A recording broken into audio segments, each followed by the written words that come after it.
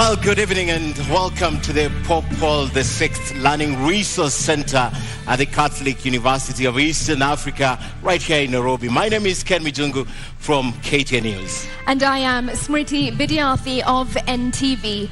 Welcome to the first of two presidential debates between the four presidential candidates cleared to run for president in the forthcoming election. This is the fifth of 6 national televised debates organized through a joint media presidential debates initiative, bringing together literally the entire Kenyan media fraternity. That's right, and the candidates participating in this debate have agreed to the rules and guidelines requiring them to conduct themselves with utmost decorum, address each other with respect, and extend honor to viewers watching this debate live across all Kenya's broadcast media platforms. The candidates in the debate have also agreed to observe the highest standard of ethics in their conduct on the debate platform. The candidates are not permitted to carry or refer to their mobile phones or to wear any listening devices, including earphones.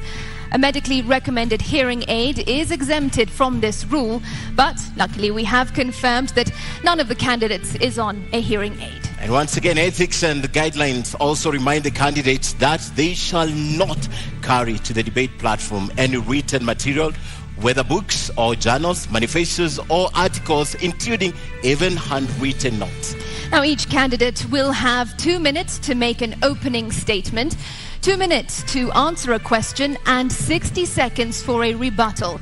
The topics have carefully been selected after a thorough assessment of the state of our nation and the sentiments of the regular Kenyan voters in various parts of the country.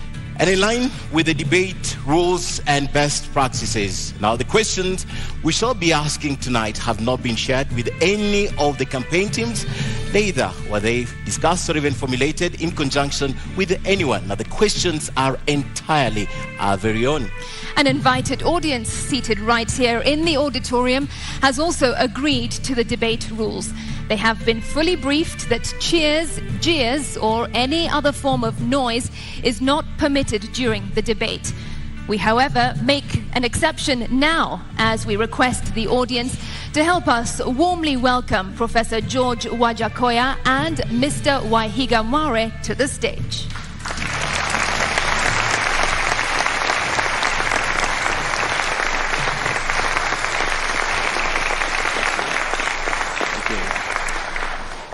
Thank you so much, and from the outset we'd like to state that Professor George Wajackoyah was in the vicinity of the debate auditorium, and he could also be around, but he has elected not to participate in this debate tonight. But the show must go on. That's right. Welcome, Mr. Wahiga, to this debate. Thank you for honoring your invitation. You have 2 minutes to make your opening statement. Thank you for this invite. Nice meeting you, Smriti. Thank you, Ken. My name is David Mwaure Waihiga. I am a father, I'm a husband, I'm a lawyer by profession, I'm an ordained minister of the gospel. I'm the party leader of Agano Party, and as it's obvious now, I'm one of the four persons who are running for presidency this year. Let me start by recognizing all of you who are present here, Wanjiku and every Kenyan who is listening. Let me also pass greetings of peace to my running mate, to my competitor who is not here, and to the others. I would also like to take the earliest opportunity to pass my condolences to the people who are involved in the Nithi Bridge accident. We have lost a lot of Kenyans as I stand here to talk about the future.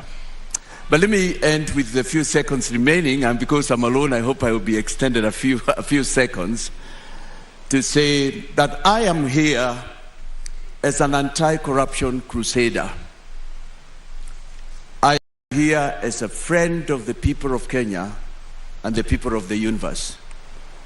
I am here as a person, a man of peace. We are at a very defining moment in Kenya. For me, the elections of 9th August are very defining. 59 years after independence, we still have to discuss, we still have to find out what we need to do with this nation going into the future. Because the question begs answers. Why is it that 59 years after independence, Kenyans cannot afford not even a single meal per day? Why is it that 59 years after independence, we have such high cost of living than we have had before? Why is it that 59 years after independence, we have such high level of unemployment? And why 59 years after independence are we so indebted than we've never done before? And yet, those we were born together with, those we obtained independence with us, a number of them, and many of them have gone on ahead. And right now, they are first worlds. They are even competing with greater nations. Mr. Waihiga, thank you. Your Thank 2 you. minutes was up, and we did accord you a few more seconds since you are alone. Why, Mr. Waihiga, does a man of the cloth, a man of God, want to get deeper into politics here in Kenya and be the president of this nation? You know, leadership is part of what, if I go spiritual, God created. And in my faith, the Christian faith, we say all leadership comes from God. And he gives men and women here on earth the determination, the wherewithal to choose who he may lead. But I'm not just a man of cloth. I'm a lawyer by profession and a senior lawyer, senior counsel by virtue of years, with that 9 years to my belt.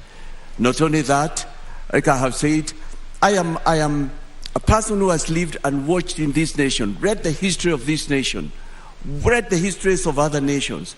And I am here because also the Constitution allows me, I fit the bill to come and run for presidency. But I come again as a new person in this area. This is my second stab at the president, but I have not been there before. But I'm here because I believe the elections of 9th August require a new person, a new bloom, a clean person. We need to change if this nation will go forward. That's why I come in as a man of cloth as well. Mr. Wahiga, the reasons you give tonight, basically every Kenyan would give them. What is unique in your proposition? Why should that be my position? I am tired, like Kenyans are. I am disappointed by the leadership we've had so far. I am also one of those Kenyans who've sat back and watched at the leadership that again wants to come back.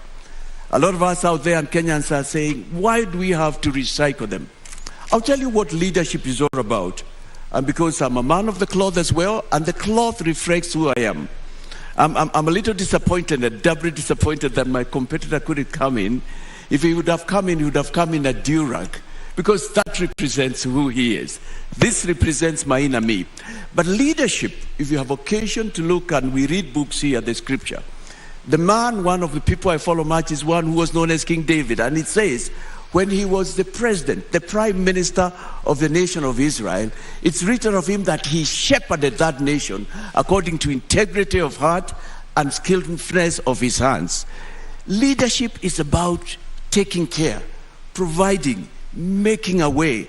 And that's why, as a man of cloth, as a lawyer, and for the first time we have a lawyer as a presidential candidate, it is so defining that a person like me, because if a man of cloth would follow the ways of the scripture and the ways of our constitution, if he would follow the ways that are right and accepted international standards, he would not steal from his people.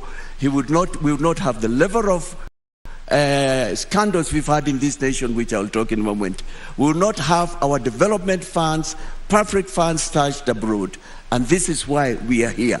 Poor 59 years. Yeah. But nations that we got independence with, and I can just mention two: Singapore, South Korea, smaller nations than ourselves, nations with people who are equally gifted like Kenyans are gifted.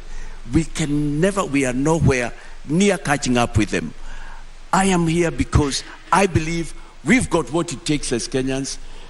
We can do it, and we have a reason after 9th to do it and move forward. Mr. Wahiga, the church does play a crucial role in national development and in securing our nation in many ways and in bringing guidance to the people. But many would argue that in many ways the church has failed us. What are your thoughts on that? I wouldn't agree with them. I wouldn't agree with them. To the contrary, my thinking is that the church has not been fully involved in governance, separate but yet a very important partner. Talking about the liberations we've had in this nation from 1963, the fight for independence, talking about the first liberation, the second, the constitution review, the church was very key.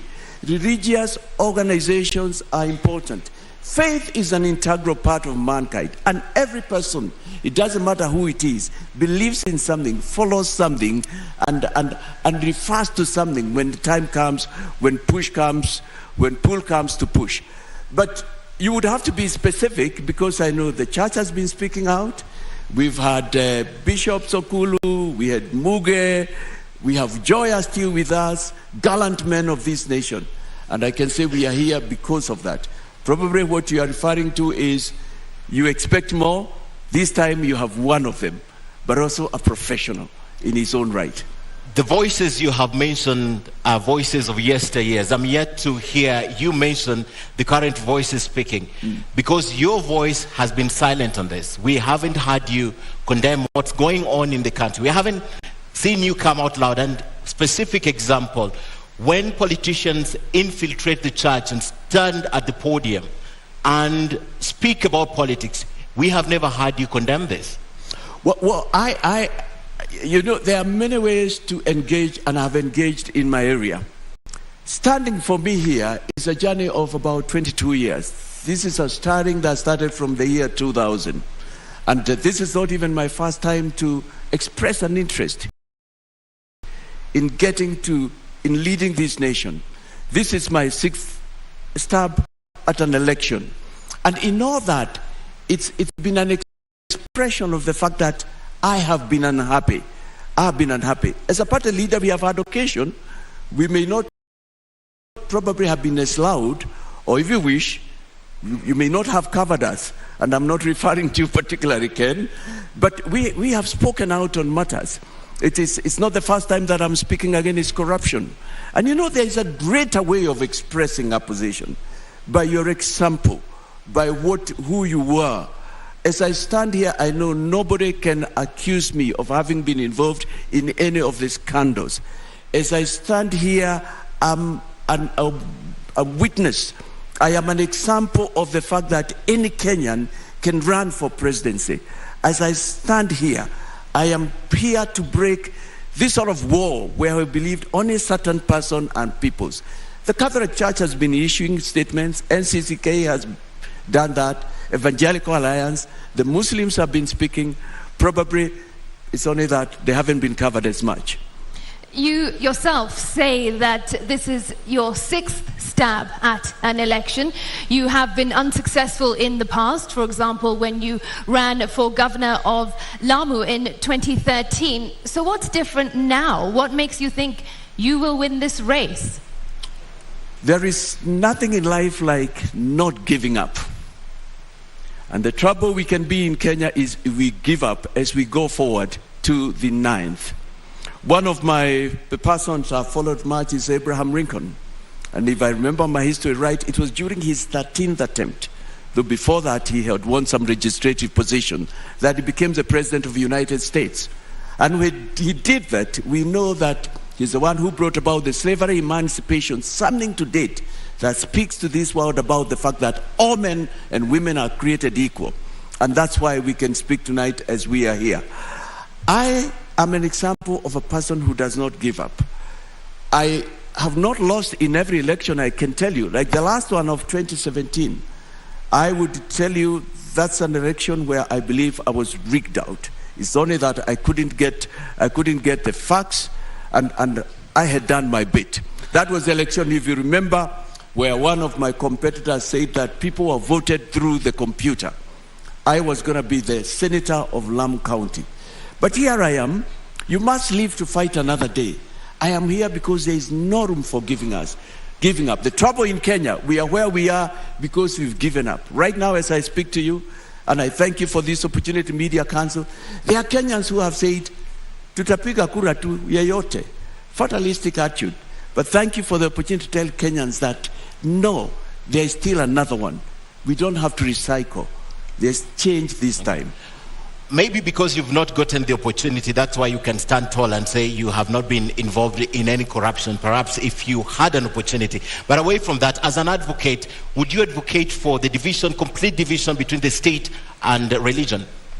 First, on your first question, it's not that I have not had an opportunity, I have not been appointed at the top. No, I have had occasions where I have led, but also in my private life. You see, it fights from the lowest unit. As a lawyer, I can stand here and say, I have not been accused. I have not stolen clients' money.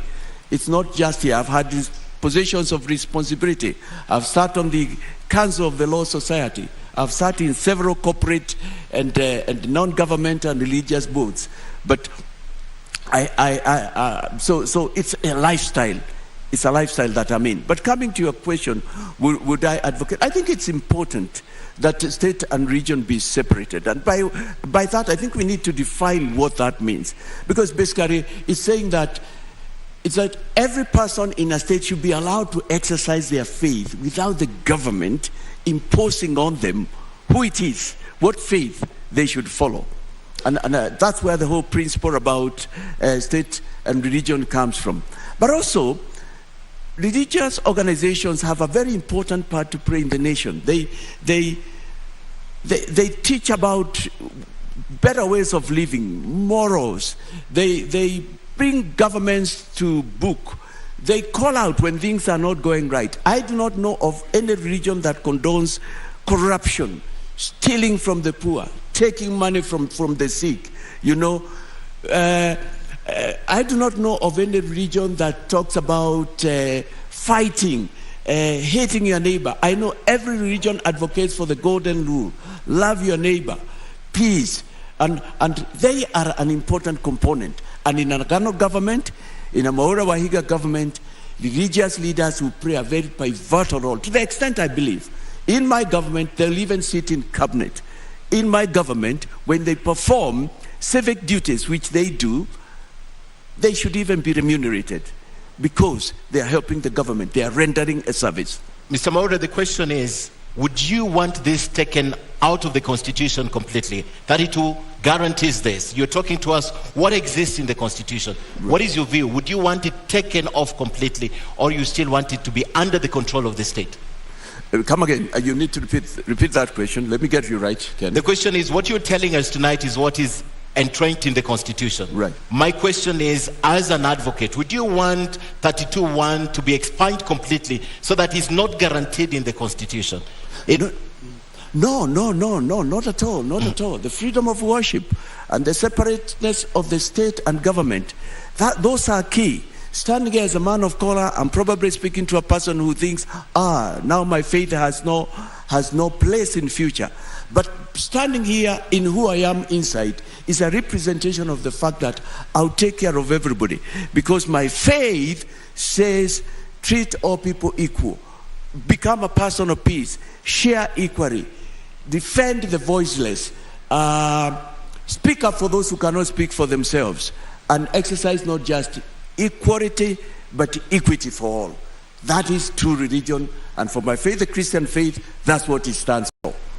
Mr. Wahiga, more often than not, we see on television the church being used by politicians, the pulpit being used by politicians for them to play politics. What is your view on this? How are you going to ensure that stops? It's not all churches that do that. First of all, a number of churches have different requirements and order of how they do things. And some of them permit, some do not. It's also important to recognize that in our society and many societies, church is a place where people meet, is a place that brings people together. I think what's important is to define what can be said within a church context building, a church building context, because the church is a place of worship. And it should not be a place where people should come and attack others, hurl abuses at others. No, that's not true religion. It's not a place where people should come and speak ill of another tribe. It's not a place even where people should come in and condone the sort of things that have made our nation be what it is those many years that I've mentioned. So I would say I don't see a problem either way. The only way, it should be tempered. It should be able to pass the same message for which a church sanctuary or any other faith exists. But you haven't quite answered the question. What is it that you will do to ensure that those tempers are brought down and dirty politics are not played in church? I think speaking from here, I would only urge fellow spiritual leaders and religious leaders to, right now we are calling for peace, and I've been calling for that in my campaign. I've been speaking out and reminding Kenyans that we have a life after 9th. We have a nation. Our nation is not completely down and under. There is hope for this nation. And I would just urge them, as the CEO of this nation, I don't think I can order them, nor can I register it as to how they should conduct themselves. But I know our religious leaders of all faiths, and even church leaders who I'm closer to, they know what they should do, and they are listening to us. They are listening to us. We'll now move to the topic of leadership and integrity. Apart from the professional, real record in the professional service, that's the Law Society of Kenya, and what you have done to the community, you don't have an apparent record of public service. What do you bring to the table to Kenyans, to table and tell them, because of this and that, I stand here tall and I can ask you to give me your vote? Public service, I don't have a record. I think what you're saying is that I've not been elected or appointed into a position. Yes, there can only probably be one appointment into any given position. I have indicated the number of years that I've been in the legal profession. That's a position of responsibility.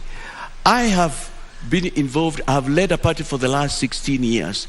That is a story of success in Kenya. A story of success, a party that has fielded people, a party that has stood up for what it was registered and formed for. Not only that, I have led, as far as I can remember, high school, I was in leadership positions. I have sat in both corporate and other boards where I have given leadership decisions. In all my life, I've found myself being moved to leadership positions, except the one that I'm looking for. But you know what? There is always a time for one to start. There is always an Obama moment and a Mandela moment for a person. I believe this for me is an Obama, is a Mandela, not just for me, but for Kenyans. But if you allow me to turn out your question, Ken. Yes. I am not sure I would have wanted to have some experience that I see with some of the leadership that will stand here or has stood here. I wouldn't want that experience. What experience are we talking about of? Running our country down, scandals, corruption, named in every other scandal, and yet they want to be a president. They have named in everything that has brought our nation to its knees, which it is now. If it's not them, it's their relatives, it's people close to them. For me, that is not experience. If that's part of the experience you probably are referring to, I'm so grateful tonight that I'm not part of it. But I can assure you, if I had gotten in that position, I would have been the same person that you're looking at tonight. Apart from telling Kenyans what you bring to the table, being tried and tested, Mr. Wahiga, is a very big issue in this country. I want you to look at your opponents who are not there tonight and tell Kenyans why you, why not Kenya Kwanza, why not Azimio, and why not Roots in terms of integrity. Kenyans, as I said at the beginning, we are at a defining moment. The elections of 9th August are pretty defining for the reasons I said before. High cost of living that we have never had before, high cost of food prices, such high unemployment as we've never had before, such high debt, foreign debt, not to mention the internal debt that we have. A lot of insecurity because we still have nations peoples in Kenya fighting each other. We have had cases of insecurity. And I'm saying we are all here because the leadership we have had before have abdicated their role as leaders to lead, to shepherd, to take care of, to become good stewards, to steward our wealth and take it where it should be to the development of this nation. I am saying I'm different from them. I've not been part of them. I'm not involved. I'm not part of that. The promises they are giving you are promises that they have given before. We had them in 2017. We had them in 2013. We had them in 1997, in 2007. And the question that you Kenyans, you must be asking, like I'm asking, what is the difference now? I even want to go further and say, even for those who it is said they might have decided, looking at the four of us, who can you say has made a difference in your life this far? If so, why are we where we are? Why do we still have money that should have been used in developing our country stashed in nations abroad, illegally obtained and legally stashed? These are public resources. I'm not talking about personal private money. Why are we here at a time like this? And the Auditor General 4 years back tells us 215 billion Kenya shillings from Eurobond cannot be accounted for. It cannot be traced. It is a mystery. Why are we here before? And the Auditor General Nancy tells us this year that 70 billion Kenya shillings alone has not been used. Why are we here in a year like this when we have that much foreign loan? The Auditor General tells us about 540 billion Kenya shillings is in an accounted expenditure. And yet, this was a government that was supposed to change things. We had hope, but it didn't turn so. I believe the only thing that will move us forward is complete change from the top to the bottom. And what is permanent is only change, as they say. Recycling them will not take us anywhere. That's why this is a very defining election. But you haven't told us why not those candidates. What, for example, would you want to say about these candidates? Well, come again. What would you want to say about these candidates, the other candidates who you're running against for president? Yes, thank you. Thank you for that question. I would like to say they have been there before. One of them has been a deputy president and is still a deputy president of this republic. He is in government. The things he is saying he can do are things he could have done these last 10 years, this last 20, this last 30, because he's in government that long, and he has not done so. The other one has been a former prime minister. He's been in a coalition, a co-president, if you wish, sharing the government 50-50. The things he is promising are things he could have done, but he has not done. He's been in this race for the last 40 years. And the other one has been in government also. He's been with the police force, he's been in the intelligentsia, and even right now, I believe he is still in there. And the thing I'm saying is, if you take even this last 10 years, let me just take these last 10 years, where we have a deputy president who wants to run for presidency. This year, my team and I have counted these last 10 years, not less than 22 scandals that have taken place in broad daylight. And those are the ones that have been reported. There are others we are told are secret agreements about contracts to make roads that we don't know what they say. If you go to the former coalition government, where we had one of my competitors has been a co-president, a prime minister. We have counted about 12 scandals, and they have been there. They were even there in the Mwaure regime. And the final one, you've worked in government, you've traveled across the world, you must know something about our funds which are stashed abroad there. You are in the intelligentsia, you have served, you never retire from that. They don't fit the bill. They are not helping Kenyans. Okay. They are not taking what the issues are. All right, let's turn to our next topic. for discussion tonight, and that is the state of the economy. Now, you are on record, Mr. Waihiga, saying that within the first 100 days of assuming office, you will bring down the cost of living for Kenyans. How exactly do you intend to do that, and by how much? You know, this is a serious matter, and I have not just said. In Kenya, we're facing problems at two levels. There's what you refer to Smriti. There's what I consider as a short term, and there is a long term. Up until we called for the reduction, for a reintroduction of the foods of the Unga subsidy, Unga was retailing going on to about 250. It was after we had announced in our manifesto that we will bring that. Thankfully, it's been brought down. But that's not all. And I'm glad that we are leading and others are following. We still know that the price of cooking oil is very high. I think now it's about 400.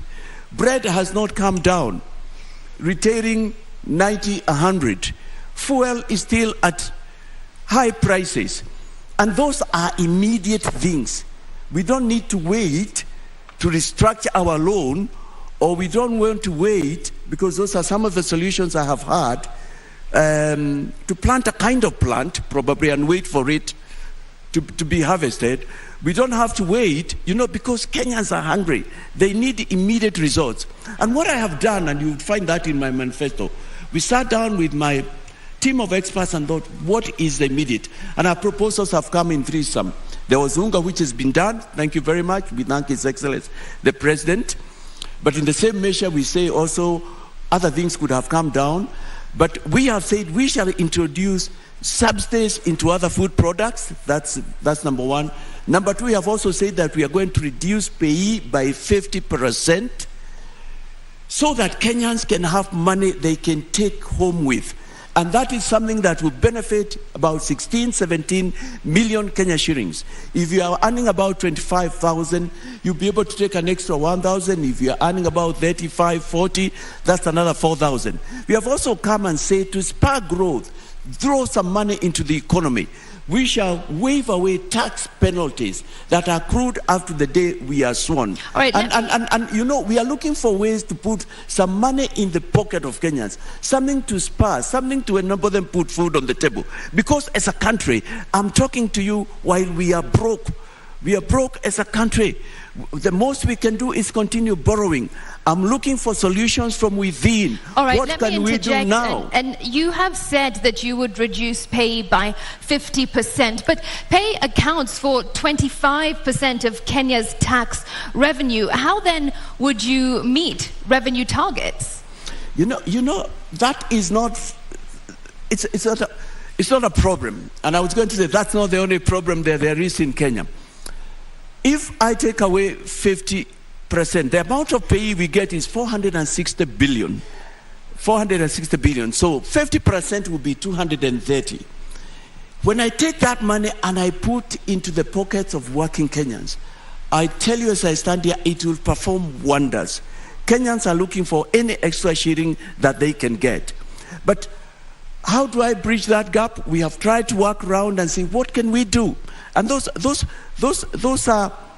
are short-term measures because Kenyans have to survive. Otherwise, they will die. We pay the taxes. The foreign loan we pay is at 1.3 billion, and we have sat down and said, if we can persuade our friends, and Kenya has many friends.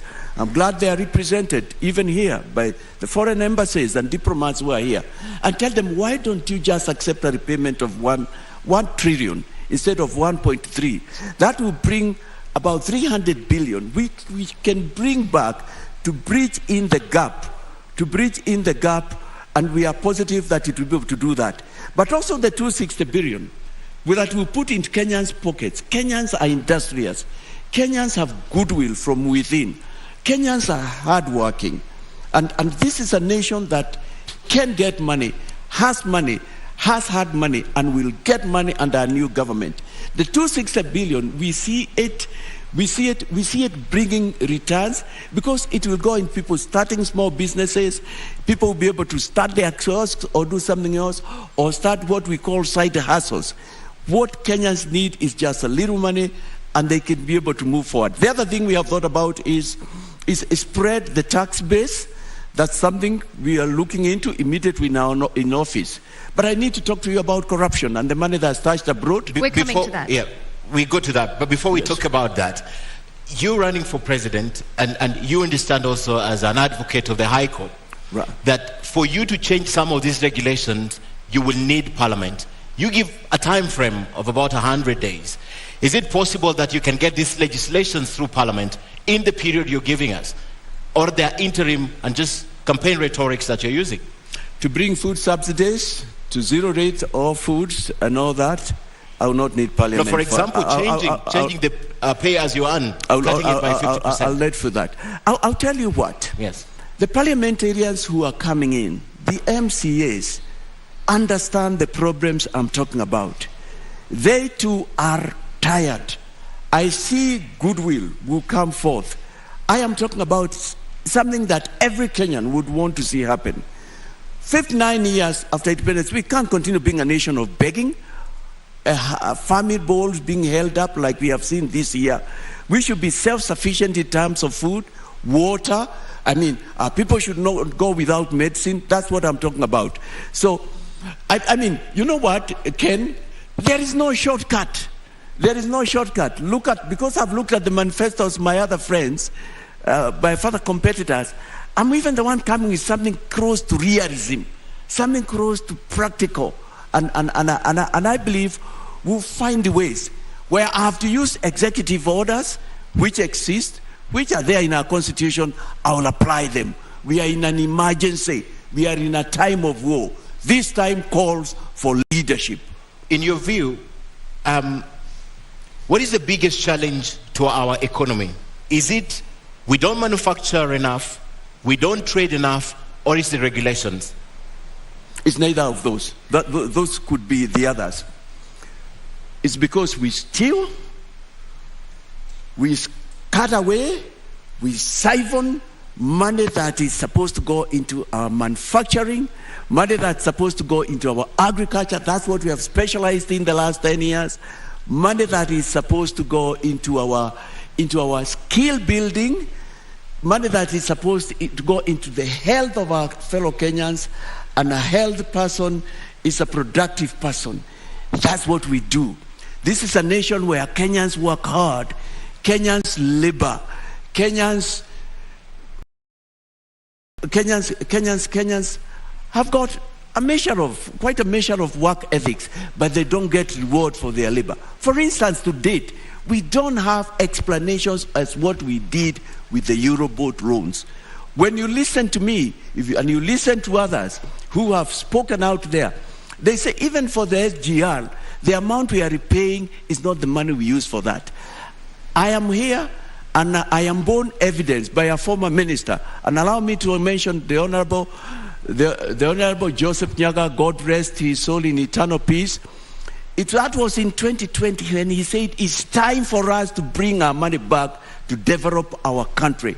He was an angry person. He had served in the government for about 40 years. He was tired. Our money that is supposed to develop this country, move us forward, is hanging out there in nations that are willing to bring it back if only there's goodwill from my end. I am bringing goodwill. I'm saying, Kenyans, we must change. Those brothers and sisters who went ahead of us did not have two brains, Ken. They did not two heads. They don't even have a landmass. They don't have what we have, but they are great brothers and sisters. We can do it. It's time now, Kenyans, to go to where we went wrong and find out why and do it clean, have a clean start. Two things. One, what you're saying has nothing to do with growing the economy. What you're saying is the generalities. What I want to know, the role of manufacturing in growing the economy, the role of trade, and the role of regulations. And while you answer that, perhaps tell us how much money in your mind are you thinking can be brought back to the country? How much money is outside needs to be brought back to the country? I'll start with that and I'll come to what you're talking about, manufacturing, regulations and all that, because that's an important area. In the budget of 2017-2018, Henry Rotich, as he then was, the cabinet secretary, said to us that 14.6, which was rounded up to 15 trillion, was stashed abroad and needed to be brought back. To date, that money has never been brought back. We've never had a report. Later, in the year 2020, the late Honorable Joseph Nyaga called again, and his was a cry, please, let's bring our money back, we develop this country. If that was about 15 trillion, and since then 5 years have gone by, we use 2 billion per day, that's about 730 billion, give it 1 trillion round up, that's about another 5 billion. When in my consideration, we have not less than 20 trillion outside the country that can be brought back. And if it is brought back, this country will be turned upside down and turned into a country that we can't tell that it is the same country. On that and point, that's just one area. On that point, Mr. Wahiga, during the deputy presidential debate, your deputy presidential running mate, Ruth, said that you have already written to the United Nations and 15 other countries to start getting this money back into Kenya, and the hope is that if you assume office, the money will be back in Kenya. Have you had any response from these countries? No, I have not heard, and I appreciate that we are in the period of elections, but I'm glad to know that things we've done, for us our 100 days already started, if you wish, by that effort, and also calling for the Unga subsidy, which was effected. But they are listening.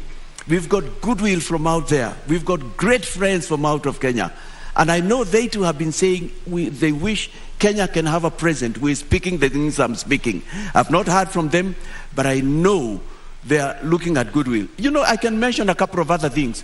During the Jubilee period, we have signed instruments with the Swiss government. The Prime Minister was sometime back here in Kenya with Theresa May, when she was the Prime Minister, about repatriating our funds which are out there. All right, but you are also on record having said that if these countries do not work with you and your government, you will cut off diplomatic ties. How practical is that? Wow, why isn't it? Why can't it be done? If a country is holding our money, it knows that it is supposed to be Eurobond money, or it is money from SGR, and it's aware. What else are we talking about? International cooperation, international friendship?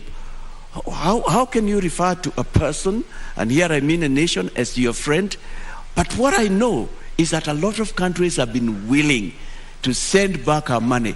It's only that there have been no goodwill with the current leadership, the immediate past, and the leadership that wishes to be recycled. But if they do not, will you cut off diplomatic ties? Everything is on the table.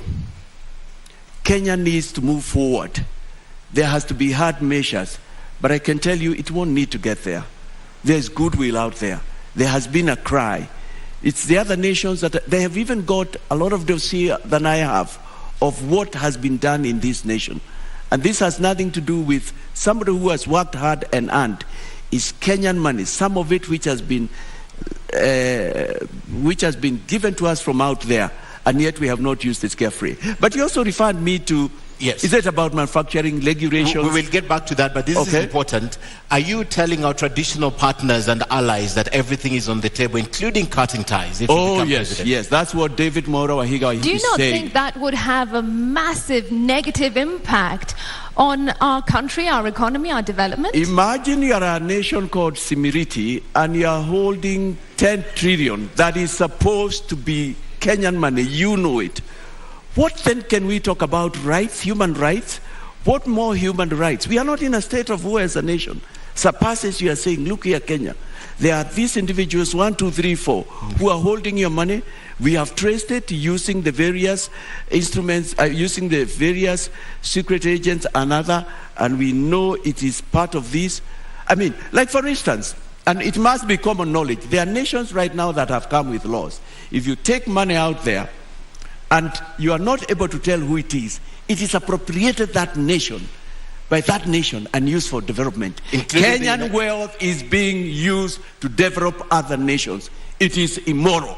It is wrong. You are not a friend of Kenya if you are using Kenyan money to develop your nation. Kenyans are suffering now. They need their money back. Bring our money back is our campaign. whichever country it is, including the US, the United Kingdom, you're telling them tonight, you'll go for them? Oh yes, yes. Everybody. You are holding our money. The nations you have mentioned have brought democracy to us. They have done a lot of good things to us. But you know what? I am telling you, 99% of them have wanted to. What we have missed in this nation is a leadership, is goodwill. Is a leadership says, let's do it. This country will not be the same 5 years down the line. This nation will be a nation where you will want to invest in. This nation has that potential. It's our time. It's our season. That's what I'm saying. I am actually passing a message to them. Take us back to the economy now. Manufacturing, regulations, and trade. Take us back there. Yes. You asked me. Could those also be problems? We have to change also in a number of things in the way we do business. Granted, one could argue and say 65, maybe 70 of our regulations are good, but we can improve on them. Corruption has been a big problem. Bureaucracy has been the other problem. Very high taxation, particularly the corporate tax, has been a problem in Kenya. We've got to think twice. Yes, of course, I mentioned the key one has been corruption. I was there and I was grown up. I was working in the year 2002 when we got in the Kibaki regime. And I am aware, and I got it from people who knew how nations come to Kenya. Because within the first 4 months, there was such active effort to get corruption out of our streets and what we were doing. And they wanted to invest. I actually came to learn they were being told, no, we've had enough. We don't need you. We can't do that. But I've also heard of instances, and I'm speaking to somebody who is listening here in Kenya or out there. They have to come to Kenya, applied for tenders, won tenders on all fours, and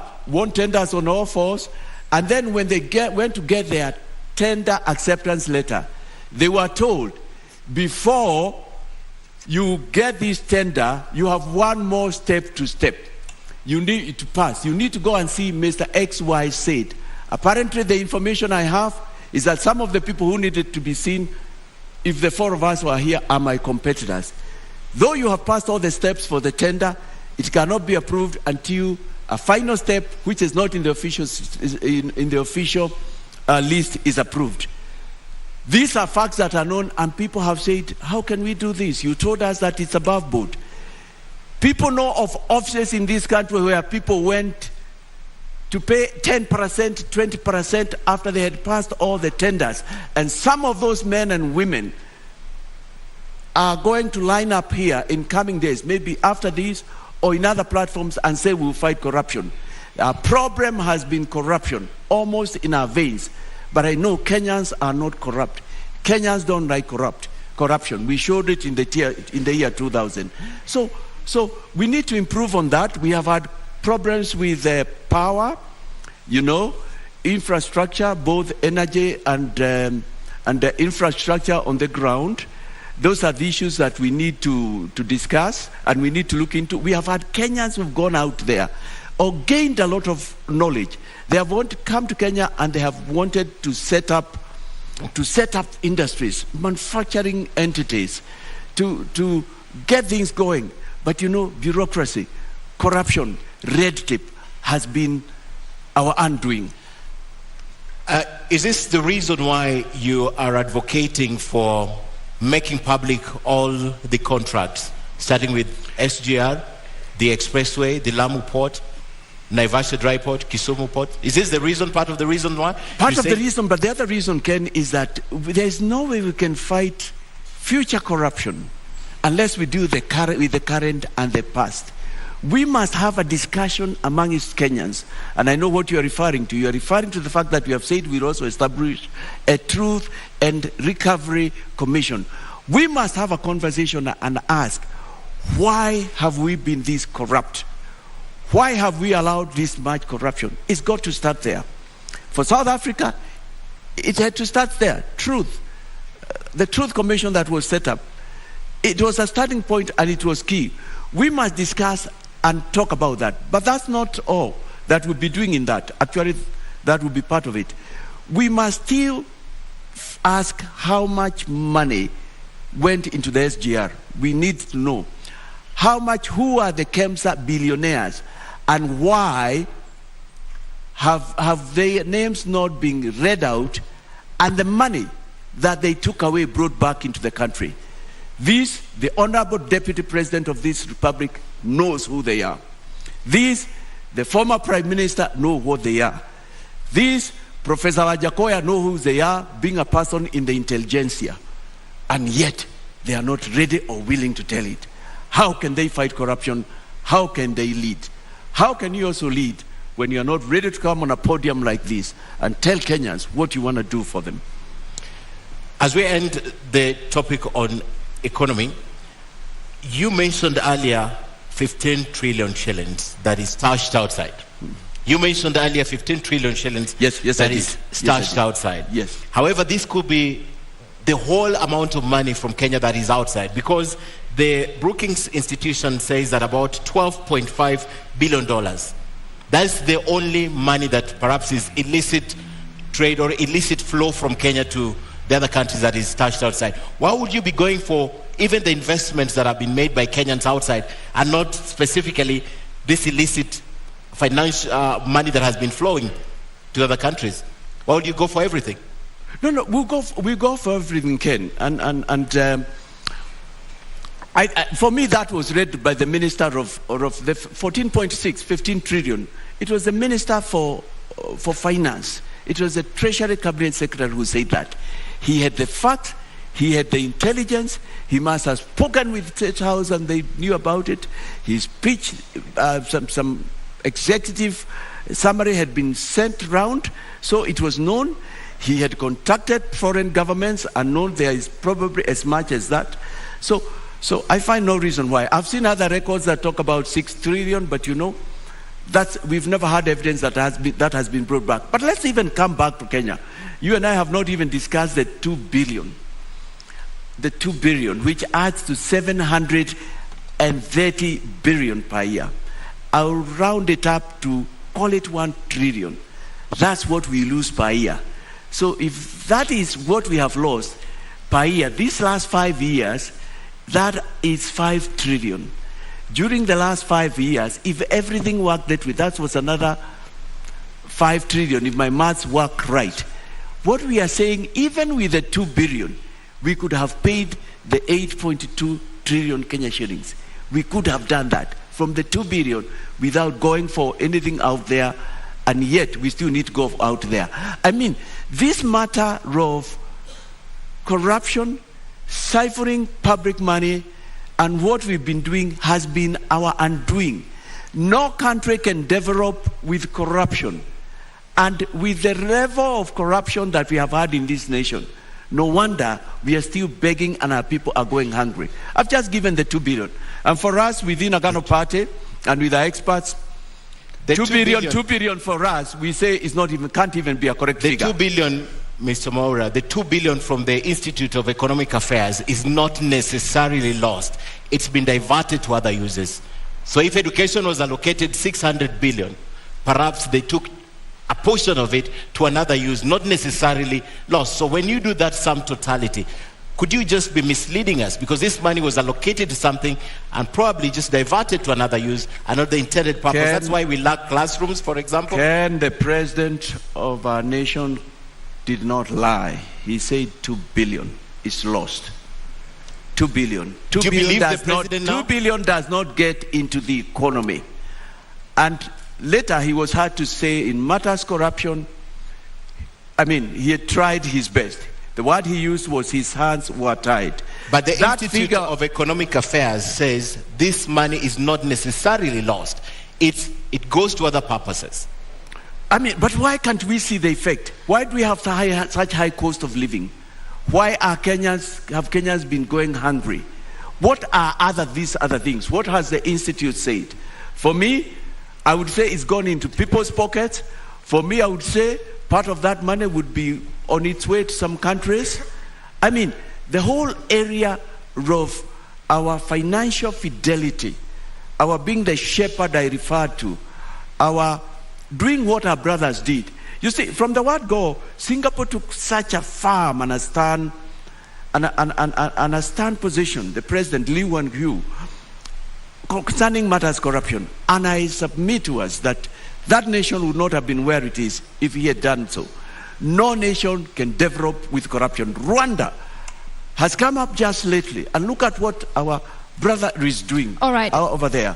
I mean, phenomenal, Smriti. I need to emphasize that. Okay. Just recently, it's not even 1963. Give Rwanda another 5 years. Botswana, they also fought corruption. You cannot move forward with corruption. Let's just come back to here. And you spoke about Kenya needing to be self-sufficient. We need to be a food-secure nation. There is a very close link between food security and climate change. We are seeing droughts. Millions of people are starving in our country, yet your manifesto speaks very little to climate change. What mitigation and adaptation measures is your government going to put in place to cushion Kenyans against climate shocks? Climate change, the whole issue of the changing patterns of the weather is of concern to me and my team. Right now we are experiencing weather we have not had before. We have stopped talking of today was very hot or today was very cold, the way we defined it. We are now even going into what were the centigrades per day.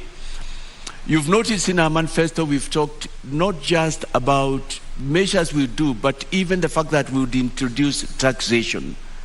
We've noticed that. The first one is a poll tax for people who interfere with things that go into ensuring that we are not influencing the climatic changes that we are seeing, we have in Kenya, we are seeing in other nations. But it is very important in Kenya we have a discussion round about this matter before we become industrialized, because we are going to be industrialized. We have seen what the gases from the industries have done to other nations.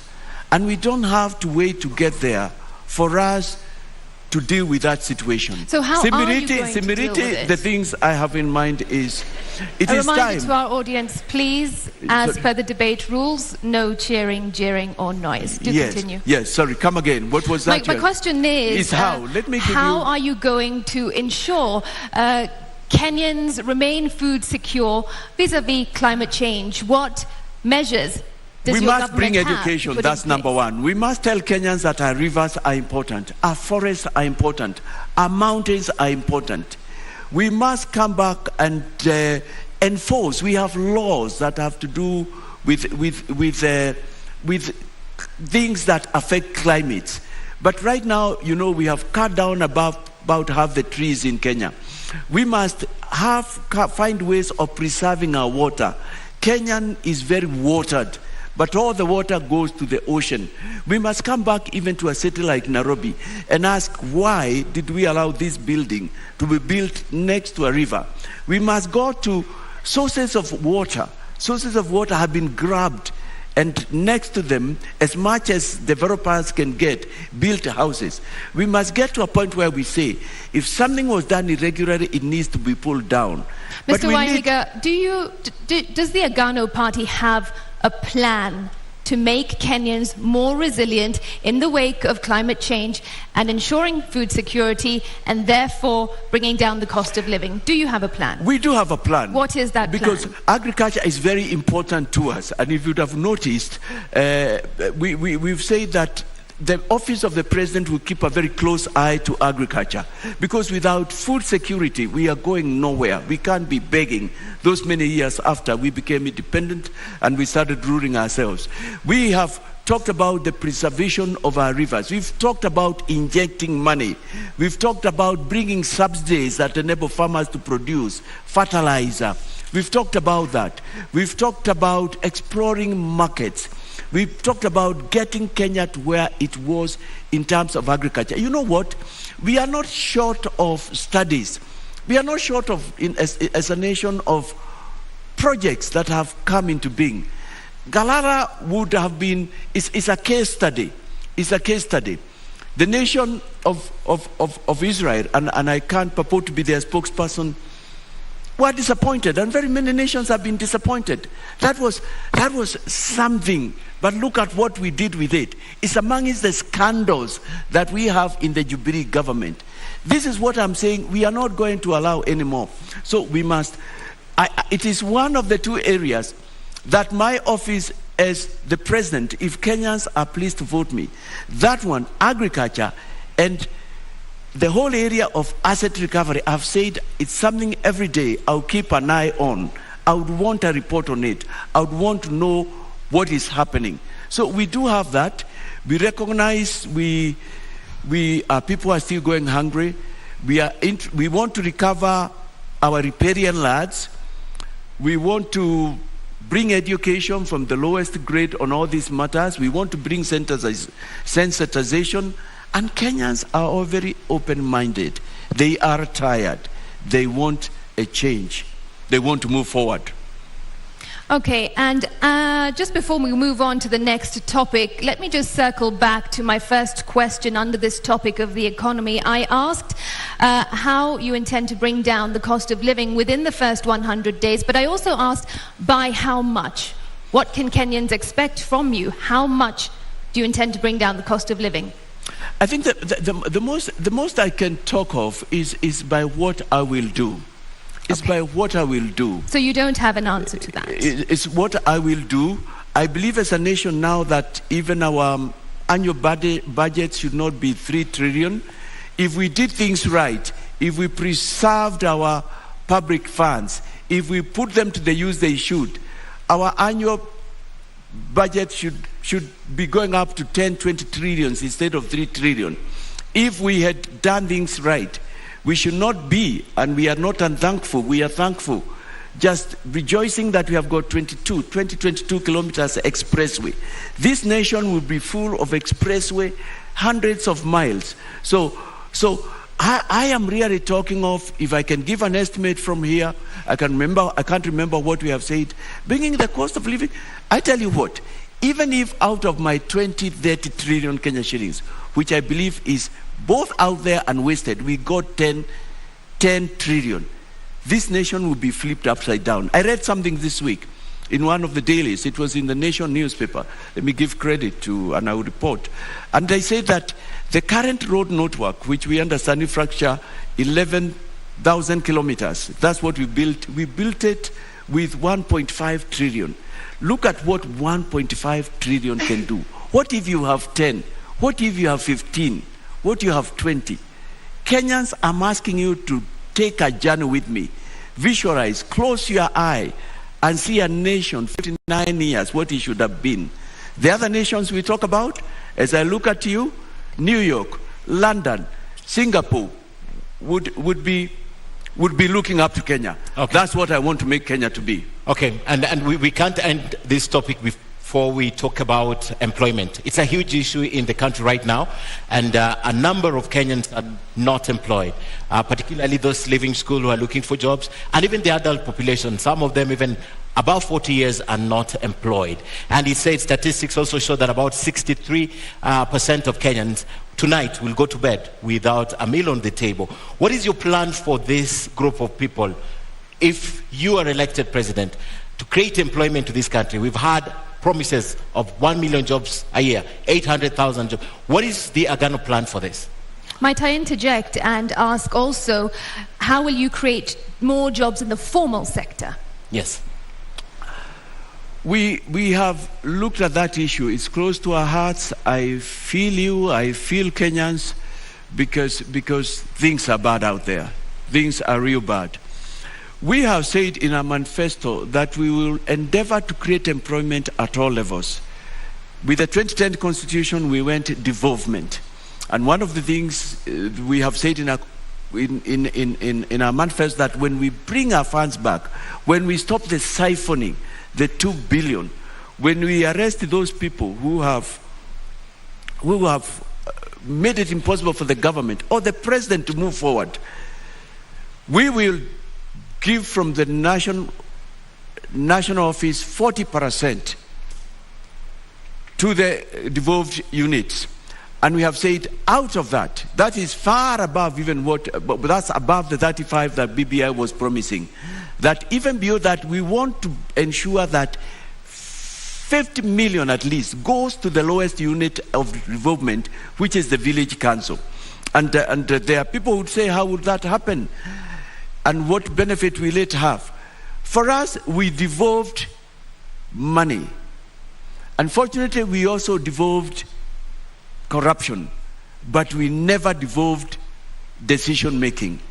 We are interested, we want Kenyans to decide what they want to do from the lowest unit, the mtaa, the village, the nyumba kumi. And why is this important? Because some part of the job creation will come from there. It is there they will decide we need a road to this area, we need to make a cattle dip if there are areas without. Is there they will decide that we need to have this milk processing. And out there, there are so many youth. It is down at that level where they know their needs are. So that is one way that we'll be able to do that. Secondly, we will be injecting money. I think the picture I would like to bring out to all Kenyans and those listening is, I am not just proposing things we'll do, but I am saying in my government we will have money, and that the money is somewhere. If the money we are talking about comes, we have talked about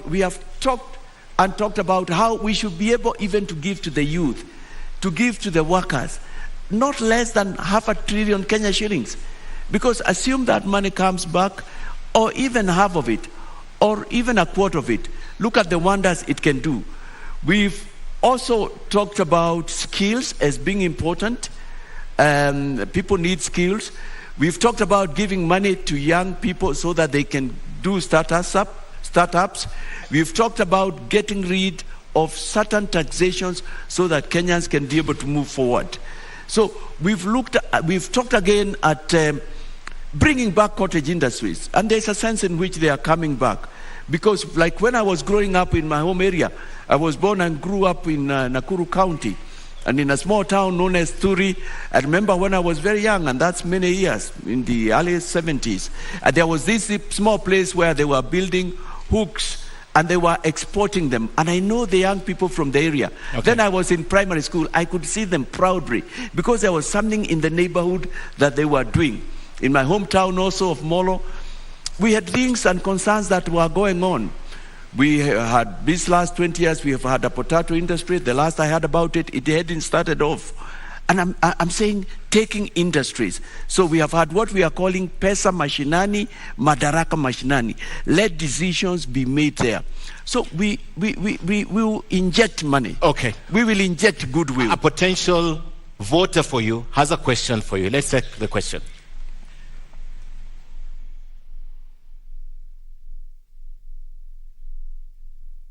My name is James Monia, working in Nairobi. And this is my question to all candidates. How will your government support institutions that promote police reforms and professionalism within the police service so that we don't have cases of police brutality and the cases of extrajudicial killings? Do I go ahead? Yes. We will be a government of the rule of law. And I need to say that among the other things that have brought us down is impunity. And impunity is disregard of the law. Impunity is a situation where those who are in power are not brought into book. They seem to be above the law. And it's not like we don't have institutions. We will strengthen judiciary. We will strengthen our investigative units. We will pay them well. We've talked about that. We have, in our manifesto, we have talked about 12 covenants, and one of them is covenants with men and women in uniform. We will give them modern machinery. We will get them we will give them freedom to make decisions, you know, in the sense there will be no interference. We will strengthen the offices and other agencies, EACC, that deal with anti-corruption, asset recovery. So And in matters extrajudicial killing, will bring back the rule of law. It's because of impunity. You know, corruption comes with a lot of things. It comes with all those evils and ills. And we have seen a judiciary that's willing. We will give money into it so that it can have courts into every county, which has been one of its desires. I'm saying, when we are a nation with money, when we are a nation, the sky is the limit to what we can do. But also when there is goodwill, which is what I'll be bringing from where I am, we should be able to stop all that extrajudicial killing, bring to book, indeed, even revisit those which have not been adjudged to date. And I'm grateful this week we saw the court just do something in the right direction, because we can't continue doing this. It's part of impunity, which my government will deal with. All right. There's also a second question for you, Mr. Mwaure.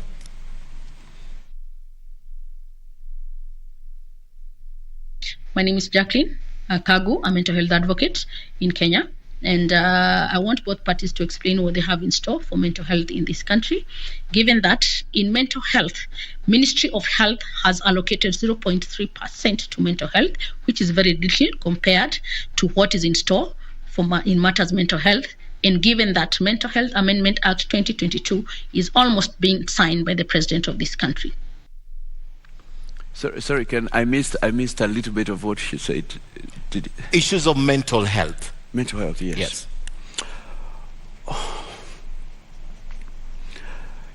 We can't ignore that mental health is here with us.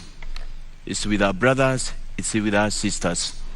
It's with people very close to us. And that's why I think the suggestion, one of the reasons, the suggestion to introduce, to regularize the growing of bang in our nation, that's why I'm opposed to that. And I know you'll be asking more about that question. Mental health is sort of, I personally have had people close to me who have suffered from that. And we need to start tackling that. We need to come up. We have said a lot about in our covenant, Agano na Kenya kuhusu afya, concerning health. In our hospitals, this is something we will want to give a lot of attention to.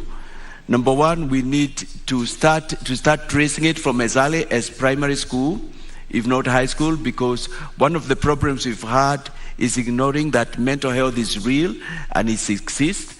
Number two, we need to come up with what other countries have done. And other countries have come with means and ways and means, where there are even lines where you can call because you feel like taking your life the next 1 minute, and you get a counselor ready waiting for you. We need to come up with places that the government has oversight over. Right now, I'm not sure, I can't say 100% that the government has oversight over rehabilitation. I was checking the other day and it was not clear to me who licenses or how they should be licensed.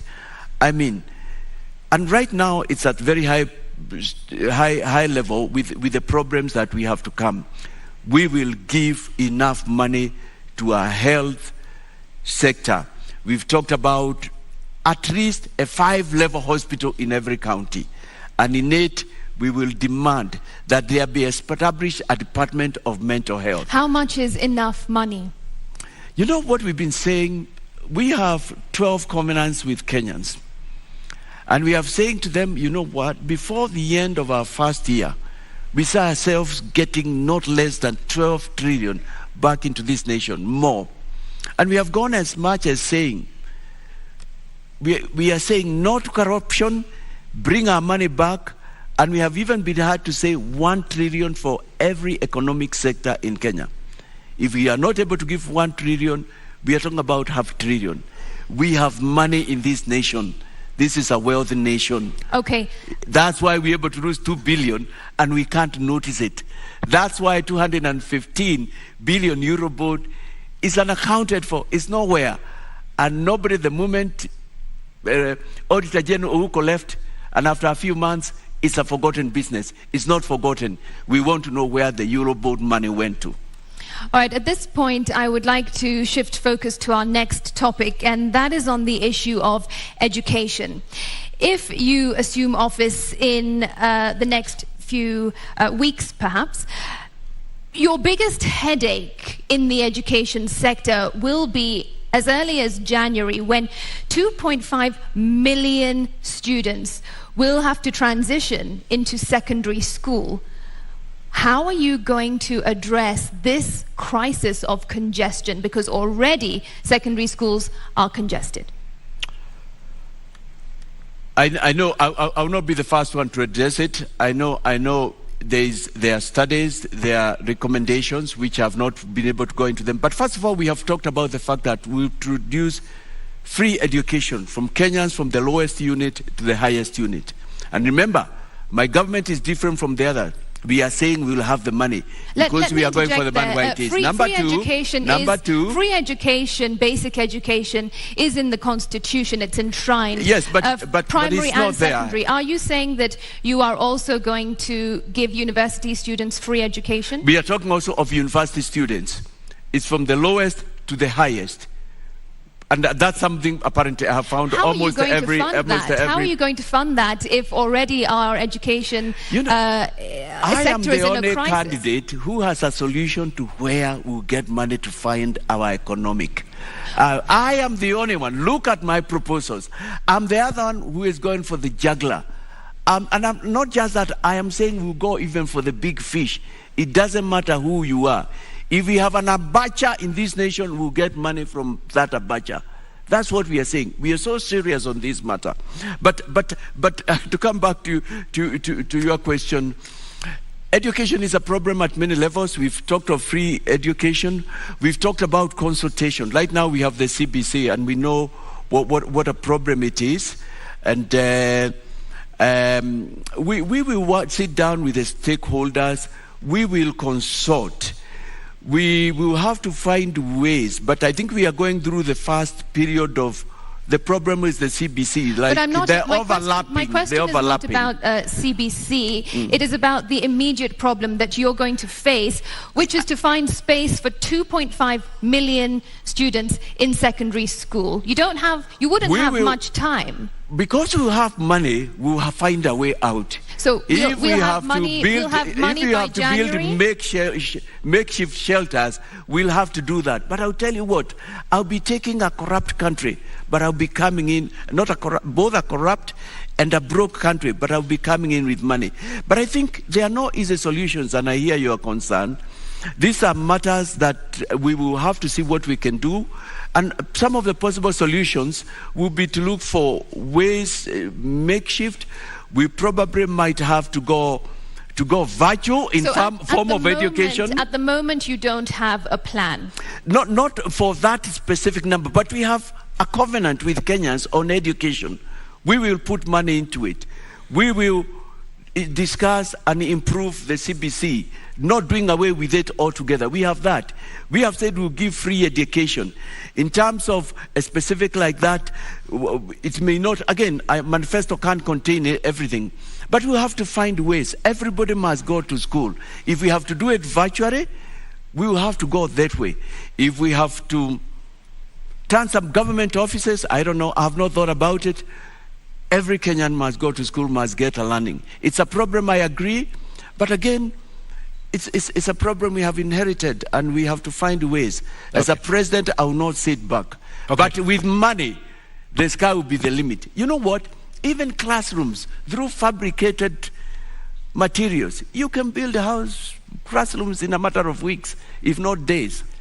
You understand, there will be money in my government. You understand, I want to ask you more about education, but you understand even getting that money to Kenya, the money that you're targeting, must be an issue of legislation, must be an issue of the law.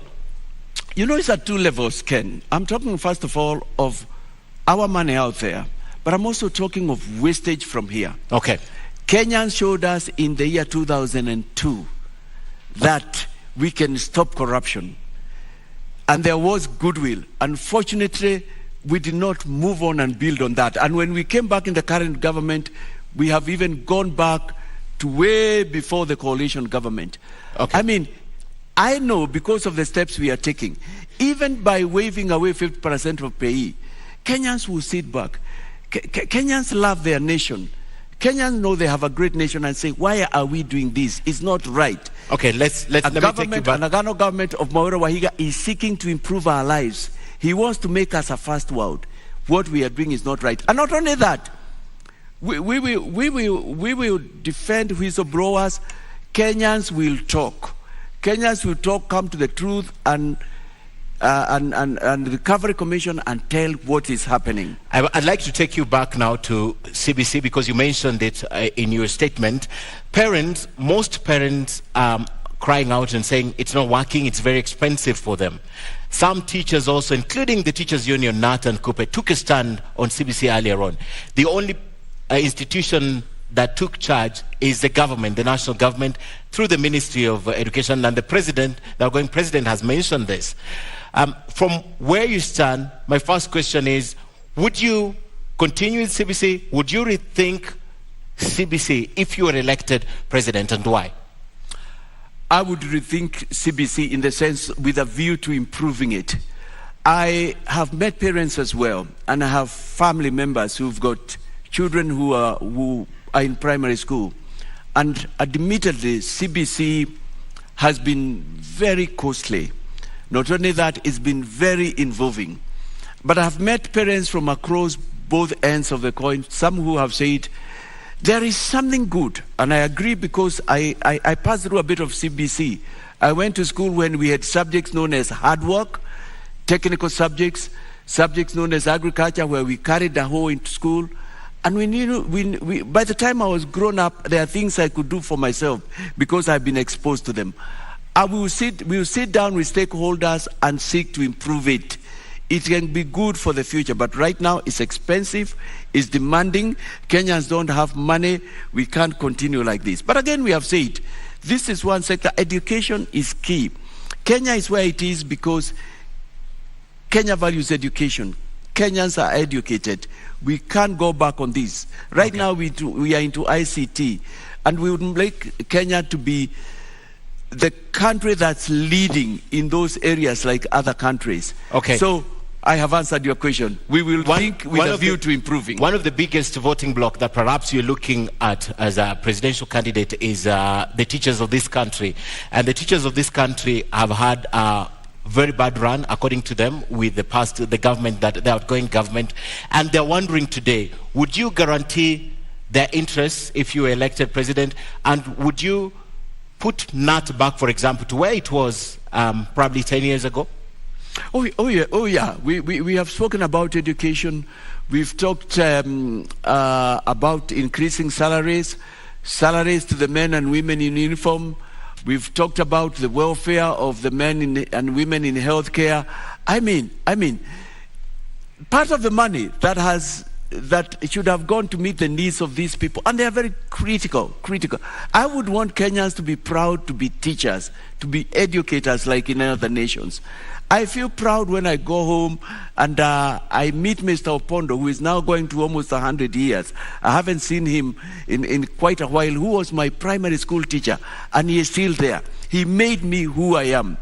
I feel very proud to walk around and meet policemen who are doing a good day's job, but they are not paid well, their housing, and so on. I am proud with the little security I've granted to meet young men who love their country, who are doing their job, who want to move forward. I'll take care of their welfare because I will have the money. All right, we are almost out of time, but I want to bring a question to you about an issue related to health. If you assumed office in August and a few weeks later it was declared that monkeypox was in Kenya, monkeypox has been declared a global health emergency. What plans would you have in place to address this health crisis? And bear in mind, monkeypox would have come just a few days or weeks after you came into this office. Therefore, you wouldn't have had time to get that money from abroad that you keep referring to. I think the first thing I would like to say with pleasure is that there will be no monkeypox billionaires in my government. And secondly, I'm waiting if the president doesn't do it before I come into power, just like he did with Unga, and I'm thankful. I have to be the president who will announce, and not just announce who the KEMSA billionaires are, but get the money back from them. I appreciate it will not be easy, and it has been said it will not be easy. I will seek to work with everybody. I will seek to work with our friends in Kenya and outside, with the various agencies. We've got trained doctors.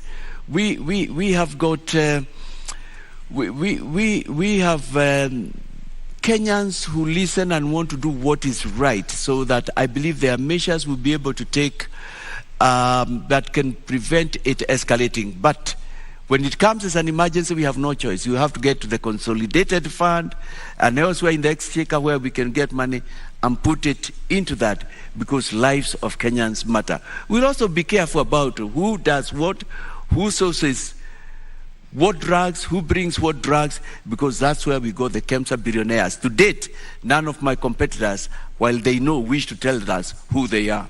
So does your party have a plan to address a health crisis? We have talked about increasing our hospitals. We've talked about taking care of the welfare of the doctors and the health workers. We've talked about, actually we have talked about something very unique. Just like we have a teachers' commission, we have talked about bringing back something that the health workers have been asking for, a health commission, which nobody has wanted to. Because it's important. We can't succeed on this war without involving them. They are the machinani of the health. Before we close, let me ask again, does your party have a plan to avert a health crisis? We will just have to work with what we have.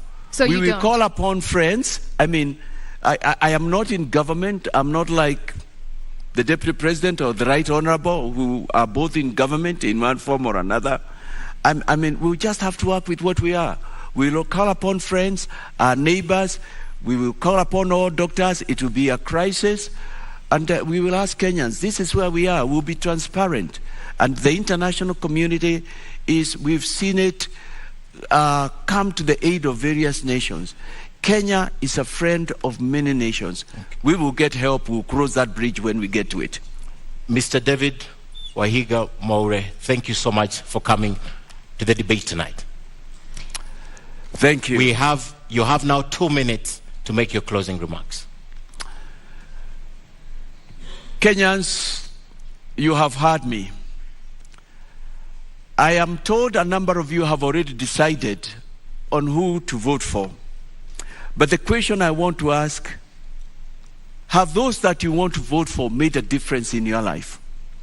I have told you the reasons why we are where we are. And yet those others, or my competitors, some who don't even want to come here and give you a minute of their time to tell you what they are talking about, to allow themselves to be interrogated, are saying they'll make a difference. Can they make that difference?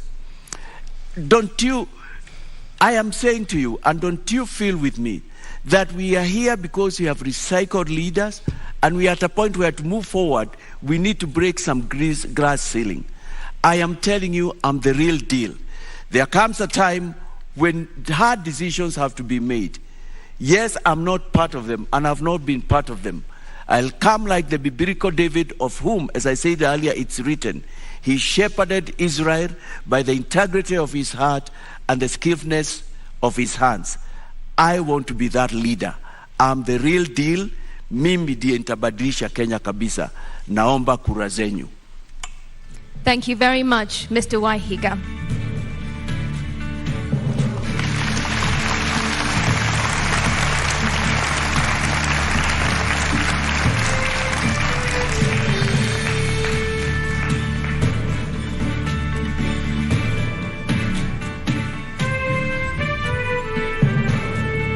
Ladies and gentlemen in the audience and our viewers following this at home, we have to end it here for now. Our appreciation to Mr. David Wahiga of the Agano Party, for honouring voters with this duty to a public televised national debate. Well, it was an interview. We thank you again.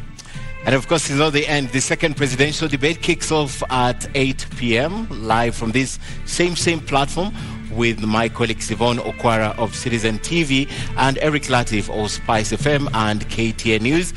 We thank you for watching. My name is Ken Mijungu of KTN News. And I am Smriti Vidyarthi of NTV. Good night.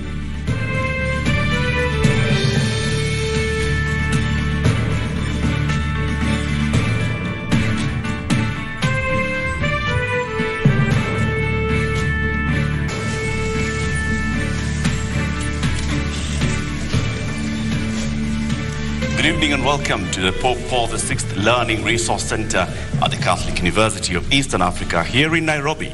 My name is Eric Latiff of Spice FM and KTN News. And I'm Yvonne Okwara of Citizen Television. Welcome to the second of two presidential debates between the four presidential candidates cleared to run for president in the forthcoming election.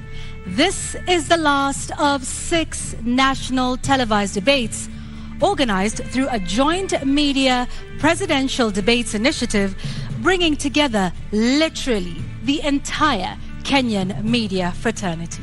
The candidates participating in the debate tonight have agreed to the rules and guidelines requiring them to conduct themselves with utmost decorum, address each other with respect, and extend honor to viewers watching this debate live across all of Kenya's broadcast media platforms. The candidates in the debate have also agreed to observe the highest standards of ethics in their conduct on the debate platform. The candidates are not permitted to carry or refer to their mobile phones or to wear any listening devices, including earphones. Medically recommended hearing aids are exempt from this rule. But luckily, we have confirmed that none of the candidates is on a hearing aid. Ethics and guidelines also remind the candidates that they shall not carry to the debate platform any written material, whether books or journals, manifestos, or any articles, including even handwritten notes. Each candidate will have 2 minutes to make an opening statement, 2 minutes to answer a question, and 60 seconds for a rebuttal. The topics have been carefully selected after a thorough assessment of the state of our nation and the sentiments of the Kenyan voters in various parts of the country. In line with the debate rules and best practice, the questions we shall be asking tonight have not been shared with any of the campaign teams, neither were they discussed or formulated in conjunction with anyone. The questions we shall be asking tonight are entirely our own. An invited audience seated here in the auditorium has also agreed to the debate rules. They have been fully briefed that cheers, jeers, or any other form of noise is not permitted during the debate. The audience has also agreed to the request and requirement to maintain order and civility right through this debate. This debate was to feature 2 leading presidential candidates, Raila Odinga of the Azimio la Umoja One Kenya Party and William Ruto of the United Democratic Alliance, UDA. We have, however, received written notification from the Raila Odinga campaign that he shall not be taking part in this debate. Indeed, but in keeping with the traditions of the Joint Media Presidential Debates Initiative since 2013, the debate is on.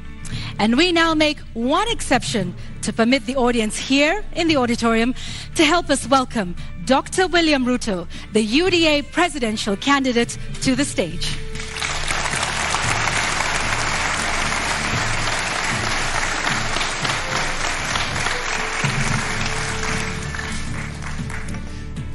Your Excellency Deputy President, Honorable Ruto, thank you very much for honoring Kenyans with this appearance. We shall conduct a series of question and answer, and whose topics have already been shared with you. We'll give you 2 minutes to begin with your opening statement before we go to the main thrust of the questions tonight. Thank you very much. William Ruto, a husband, to my dear wife Rachel, who is in this audience, a father, to my children who are also joining me this evening in this debate, the sitting Deputy President of Kenya, a presidential candidate in this election, and I have come here to participate in this debate because I have presented myself as a presidential candidate, knowing very well where our country is. We are a country that is faced with mounting challenges. We have a huge track record of what we have achieved, but there is tremendous opportunity out there for more to be achieved. I believe that this is a Mama Mboga moment. We have 5 million young people who are not working. We have 15 million Kenyans who today are blacklisted in CRB. We have 10 million citizens who have no access to credit in the micro and small enterprise sector. And I believe I am the candidate with a plan to be able to get Kenya to the next level. Thank you, Honorable Ruto, for your opening statement. Let's get right into the first topic of discussion here tonight, and that is the cost of living, something that many Kenyans are concerned about tonight. At the moment, Honorable Ruto, we currently have 3 subsidies in place on fuel, on unga, on fertilizer, all aimed at dealing with the cost of living. Do you believe that subsidies are the way to go and are the right approach at this moment to deal with this issue? I believe that subsidies can alleviate the problem to an extent, especially when we find ourselves in the situation where we are.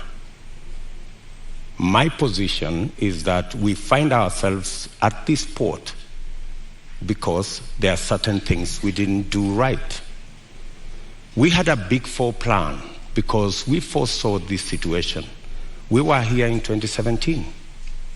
We decided then that it is proper to formulate a plan that included matters food security. If you look at the 4 pillars of the Big Four plan, one of them was agriculture and food security and nutrition.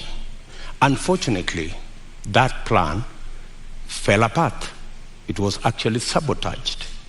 So we find ourselves in this space because, one, we didn't capitalize our agricultural sector. We actually removed the fertilizer subsidy program that existed, which we just reinstated, I think, 3 months ago. Why did we withdraw it in the first place? Because to deal with the cost of living, you just have to increase agricultural productivity. And to increase agricultural productivity, you need to do 3 things. Number 1, make sure farmers have access to inputs, fertilizer, seeds, pesticides. Make sure the farmers have the necessary capital to be able to do the farming. And 3, make sure they have access to markets that are not rigged. Unfortunately, we didn't do that, and that's why we find ourselves in the situation we're in. So that's why in our plan, as Kenya Kwanza, we have set out with clarity what we need to do. We have put in place a 30 billion revolving fund to make sure that farmers have access to inputs. We have added a 12 billion shilling expenditure on agricultural extension, because it's not just enough to have inputs. it's also important for farmers to use the latest information on how to get our farming right and increase the productivity of every farmer. And the statistics show, with access to fertilizer, with access to certified seed, with access to capital, a farmer who produces 5 bags can produce 15. So we can actually double, if not triple, our agricultural output. What that means is that the 2 million farmers who today are net importers of food themselves can actually produce surplus. And we can make sure that we have sufficient supply that ensures that the prices are reasonable for everybody. So the real solution to the cost of living, especially on matters food, because we all understand the biggest contributor to the high cost of living is the cost of food. The average expenditure of families is 52% of their income. In fact, poorer families spend between 60 and 65% of their income on food. So dealing with the cost of food significantly deals with the challenge of high cost of living. Honorable Deputy President, if I may just interject, what you said today has also been said by you before. In the first term of your administration, you pledged the same, that you are going to deal with agriculture, you're going to support farmers, and that's when the first fertilizer subsidy was rolled in before it was embroiled in scandal. And you'd also promised the Galana Kulalu project. When you say today that the food security aspect of the Big Four agenda was sabotaged, what exactly do you mean? What failed in the Big Four agenda with regards to food security? Precisely that. It was sabotaged. By who and how? Because you know as well as I do that we never got to implement that plan. Immediately we changed course, and the whole Big Four plan was shelved. And we went on a tangent because of the handshake equation. We went to handshake, to BBI, and the rest is history. We didn't get the time to do what we had promised the people of Kenya to do. In fact, immediately thereafter, I tried, like has been tradition for me, to support my boss. And many times, I tried to push the Big Four plan, to the extent that my boss, the president, asked me that he wanted to do things differently. And he requested that he wanted to assemble a different group of people to help him deliver on what he wanted to be the legacy of the fourth president. And unfortunately, the Big Four suffered a big blow because the whole of that program did not take place. Galana Kulalu project, Honorable Deputy President, was launched during the first term. What happened? What went wrong? Why did it fail? The Galana Kulalu project was conceived. In fact, what happened is the first 10,000, the pilot on the first 10,000 program took place. In fact, the first harvest of maize in that program came into being. And the recommendations from the trial on that project was we needed to build a dam because the water from the river was not sufficient to do the Galana Kulalu project. We needed to scale up now and do the dam so that the water that was available, because the soils research and the trials showed that the soils could actually support the production of maize and other cereals. Unfortunately, it didn't move from there because we didn't get the dam sorted. And you know that we had actually 57 dams that we would have wanted to do. Unfortunately, they didn't happen. They suffered. So why didn't you challenges. do the dams, Honorable Deputy President? And the former ambassador of Israel to Kenya also said that they were facing frustration in supporting the Kenyan government on this. Why did you not do the dams? Why did you not go ahead with the implementation of the Galana Kulalu project? The Galana Kulalu project, as I have told you, was part of a wider plan to make sure that we move our agricultural productivity from rain-fed to irrigation. And it was not just about Galana Kulalu, it was a series of other dams, including what we call the high Grand Fall dams that was supposed to feed into the lower part of the Tana. It was Lowat Dam in Turkana. It was Radat Dam in Baringo. There was a big plan around that was now supposed to roll into place with now our targeted, because our second term was targeted at agricultural productivity and food security. And we had now made it the deliverable for our second term. And as I have told you, our second term program ran into headwinds. Honorable Ruto, just to continue to understand Galana Kulalu, because that was a big project that, had it have succeeded, might have solved quite a few of the issues we have with respect to food security. The Auditor General conducted a report and cited weaknesses in the contracting of it. First, that there was single sourcing, and that even the manner in which the contract itself was done, in terms of payments that were tied to the contractor. And so raising a number of issues around the manner in which the contract itself was put together, that then states that this was something that was going to fail anyway. And so what's your response to that with respect to the manner in which contracting is done in this country, particularly with Galana Kulalu, which is a big project under the first term of the Jubilee administration, of which you are a part?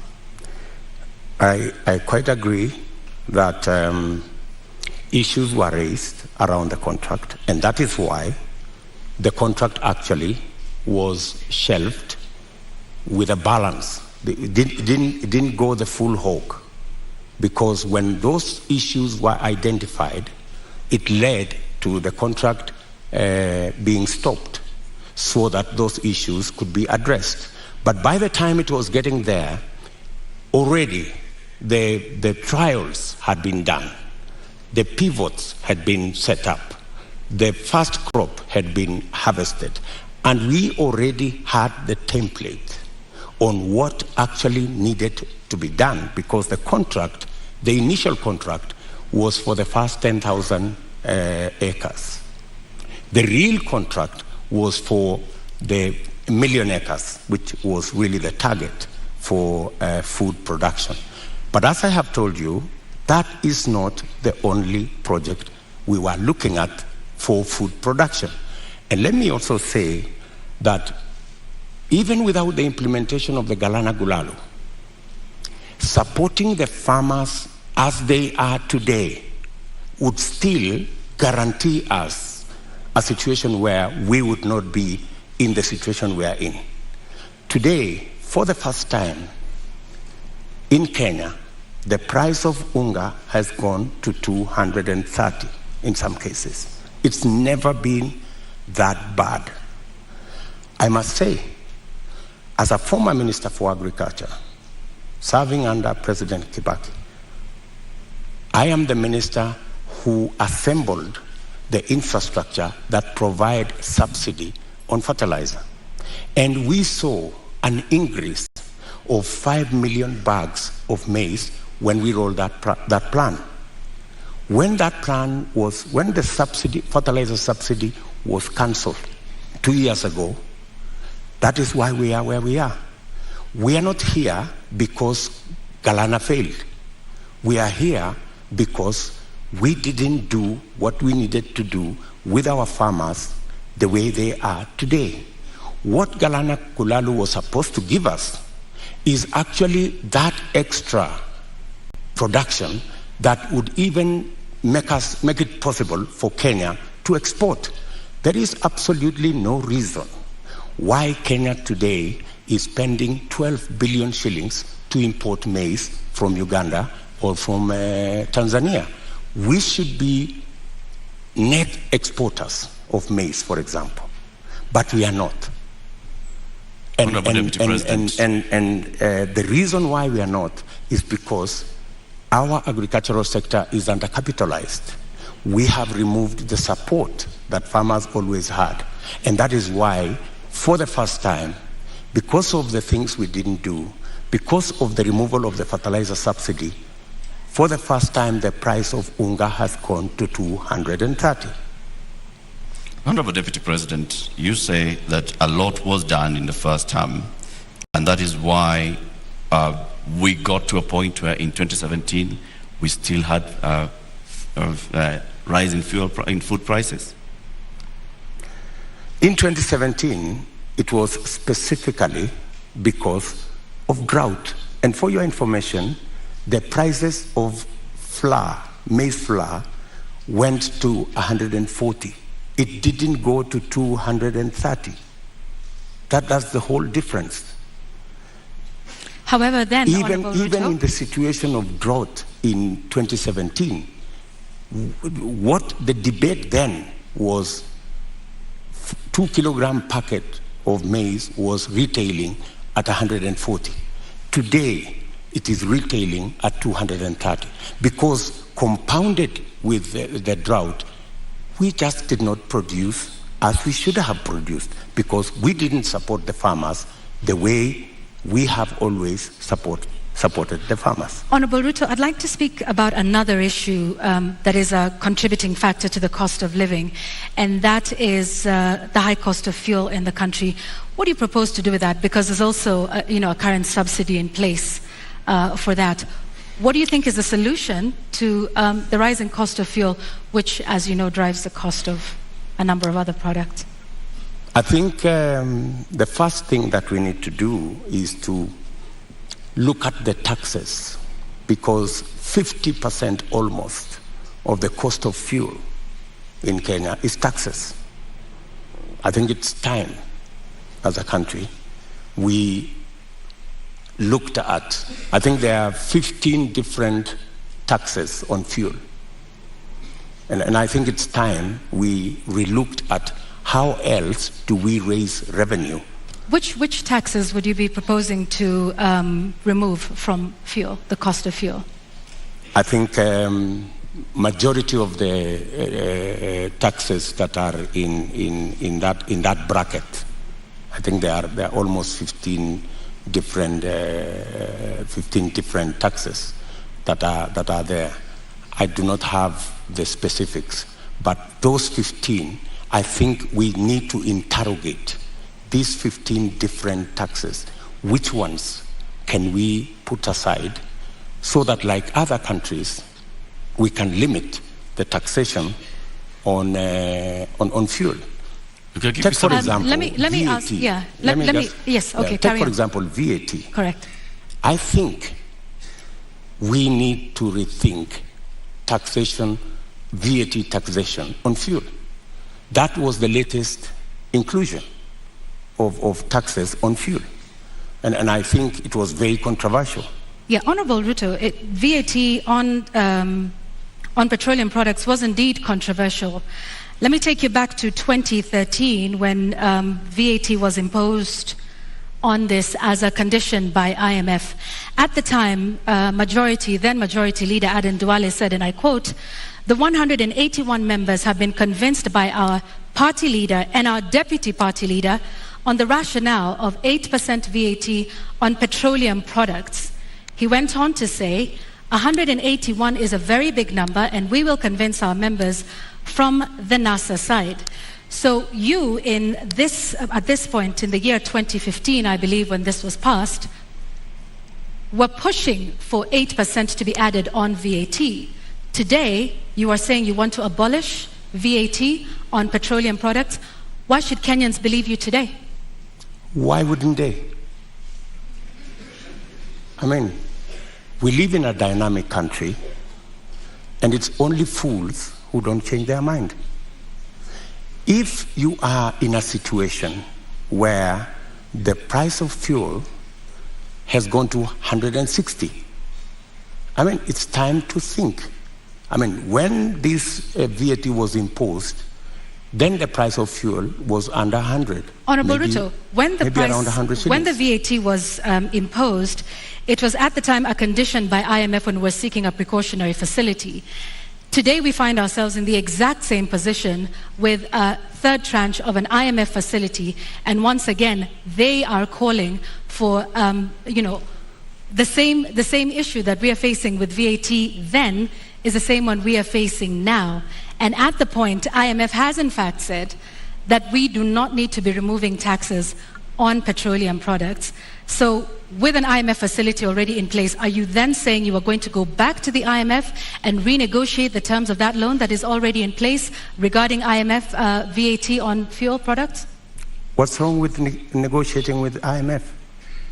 I think any reasonable government, looking at the situation where we are, looking at the cost of living, and how many Kenyans are every day sinking below the poverty line, I think it takes a courageous government to sit down with our development partners, and they are fairly reasonable people, and have a discussion. And I think they are, if not 8%, we need to renegotiate on some of the items that are outstanding. And apart from looking at that, there are other instruments that we can deploy. For example, we have the fuel subsidy fund. We need to think about how that fund is being used, how we are deploying it. Are we deploying it correctly? Is it giving us value? And what changes can be made? We need an open and frank conversation with our development partners who support us. And to the best of my knowledge, they are not unreasonable. They are reasonable people, and they can entertain a conversation on negotiating some of the terms that have been offered to us. Honorable Ruto, I think that will take us into our second conversation tonight, and that is on the issue of national debt. And I'd like to pick up just where you left off. You say our partners, are open to renegotiation. However, on the matter of renegotiating our debt, Honorable Ruto, you just last week in an interview with the international press said you will not be entertaining discussions around renegotiating our debt. In fact, with respect to your competitor who is not here with us today, when he brought up the issue, you in fact called his statement on that condescending and reckless. Mr. Deputy President, are you tonight changing your position and saying you will renegotiate and seek to restructure our debt? Not at all. I still believe, as I stand here, that it is reckless for anybody to say we cannot pay our debts. I believe that we have what it takes to pay our debts. And mark you, what we were discussing about VAT is very different from negotiating our debts. But it is tied to the IMF facility, which is a loan. It's completely different. How so? What we cannot entertain as a country is a position that we cannot pay. We are in a position that we can't service our debt. We cannot. We need to go out there and renegotiate our debt. I think that would send the wrong signal. What I would do on matters to do with debt, we have a plan as Kenya Kwanza on how to manage debt. Number one, we have said we will first slow down, put the brakes on borrowing. Number two, we will put brakes on unbudgeted projects. In fact, that is the biggest source of our problem. Projects that are not within the budget, so that we cannot keep our fiscal deficit at what we have committed, 5% or 5.9%. Number three, we need to raise our revenues. And I have said openly that we have areas that we believe that we can raise our revenue. For example, we collect 52% of all collectible VAT. Just by automation and computerization, we can actually raise 95% of all collectible VAT. That would give us an extra 450 billion Kenya shillings. And added on to that, if you raise that kind of VAT, you can equally raise from corporate tax an additional 200, maybe 150 billion shillings. So there is room to raise additional funding, additional revenue for us to manage our debt without necessarily going to say we are going to negotiate our debt. So I hear you saying that our national debt as it stands today is manageable. Our debt today is a challenge. We need to deal with it. We are not sitting pretty. We are living, if I may say, we are living beyond our means. And that is why I am saying that we should stop this borrowing spree. Let me give you, in our first term, we borrowed 2.2 trillion. From 2017, our handshake brothers have borrowed 4.2 trillion.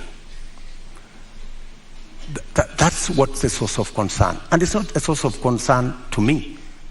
It's a source of concern to Kenyans as well. And it's even a source of concern to our development partners. They are beginning to raise issues about our debt. And more so, the trajectory of continued borrowing.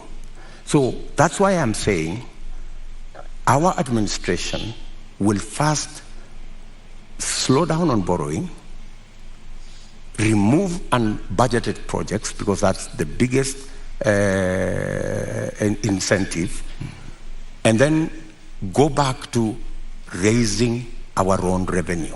Do you have figures that you are targeting? When you say remove unbudgeted projects, how much are we talking about? When you say slow down on borrowing, from what amount to what amount are you talking about? When you look at our fiscal deficit, all right, there are too many projects that are not that are not budgeted for. For example, the Uhuru Gardens Museum. You don't see it anywhere in government budgets, but it's been built. So these are the kind of projects. Do you know how much? That, for example, in the last financial year, we've spent close to 15 billion in that project. In the last financial year, Honorable Deputy President, yes. Do you know how much of unbudgeted projects we spent? Actually, unbudgeted projects are in the region of 100 billion. Unbudgeted projects. And that is what is spiraling our borrowing. And I'm saying that our first, and that's why if you go today to the website of the Ministry of Finance, you will hardly find any paperwork there. You will hardly find any, because there are too many projects that cannot be accounted for that are being done without a budget line. If you look at the expenditure on contingency fund, which is supposed to spend only up to 5% of the budget, sometimes it goes to 50% of the budget. So that is where we need to apply the brakes. And we are saying clearly, we not only have a plan on slowing down on borrowing, we also have a plan on raising revenue in targeted areas. Areas that would give us much more resources to run our budget, number one, and two, to also manage our repayment. And in that particular instance, you may want to know that almost 80% of all our borrowing is actually domestic, which means we are also hurting our own enterprises locally. Access to credit becomes a big challenge. We must think of how we must slow down on borrowing locally and see how we can externalize government borrowing. And it doesn't have to be borrowing. Some of the programs, we must get the stock exchange to take up some of the areas of raising revenue. The stock exchange is a wonderful instrument. We saw it when we were selling the shares of Safaricom. Safaricom was looking for 50 billion. They got 250 billion. It tells you there is a lot of money out there. If we used different instruments, how do we use the different instruments of raising capital for long-term investment using the instruments we have, revenue, and using the stock exchange? So these are avenues that are available for us to be able to take our development forward and minimize on borrowing. Honorable Ruto, while we stay on the issue of national debt for a moment, for decades, the Treasury has refused to make public contracts that have been signed with some of our lenders like the Exim Bank of China or the China Development Bank. You've been part of a government that has refused to make this information public. Why? Those contracts and agreements, in accordance with the Constitution, are public documents. And the public have a right to know and to have access to that information. The fact that that information is not being made public is against the Constitution. So, under but yet, the Mr. Kenya Deputy Kwanza President, administration, you have not. This is something that you could do. You are the Deputy President of this republic. Is this not something you could do or make happen? When you are Deputy President, I'm sorry you've not been one, you would understand to what extent you can do things. And let me give you an example. Many people did not see the mettle of Mwai Kibaki until he was president. When he became president, he made a sterling job of being president. All along, everybody thought he was a lackluster performer. I am undertaking to the people of Kenya that given a chance to be president, things will be different in Kenya. So let me ask this just one more time. You are the sitting deputy president of this. You say this should have happened constitutionally, but it did not. Was this not something that came up in cabinet meetings? That at least we've not seen you protest about this particular matter, because debt transparency and debt, what we owe and who we are paying is something that taxpayers should know. So if you are saying this is something that should have happened but didn't, why would Kenyans believe you when you say that this is something you will do if elected president? Because I have never been president before. This is the first time I am vying to be president. And this is the first time I will occupy the high office of president. This is when the buck will stop with me. Are you saying, Mr. Deputy President, that in the last 9 years, you have sat in cabinet meetings and expressly said that you would like the contracts details to be released to the public? I will not tell you whatever discussions took place in cabinet, because we are seeking to understand, Your Excellency, because is what role you played it is not in my making place. sure that the government that you serve is actually adhering to the Constitution and several court orders. Whenever it was available for me to take a position, I have always taken a position. And I have taken many positions. Sometimes that did not look very popular, if you may. And I have taken very firm positions in cabinet. And I have taken very firm positions in the public. And I think people of Kenya know me not as a coward. They know that I take what I believe in, and I take positions. I am saying here that every contract signed by the government of Kenya is a public document, and it should be available to the public. The question of the SGR contract was raised even in the first term of your administration. It has never been made public. Mr. Deputy President, you don't have any record, any public record of you saying that these contracts should be made public. Why? You see, as Deputy President, there is so much that you can do. In fact, my role, my oath of office has 3-4 functions. Number one, I swear allegiance to the people of Kenya and to the Republic, to discharge every responsibility given to me by the Constitution and the law. And number 3, to advise whenever required. That's the language of the Constitution. Whenever required, the President on matters that he requires advice. And number 4 is to serve people equally and fairly. So I have discharged that responsibility to the best of my ability. And I have made my position in regard to the contracts very well known to the right officers.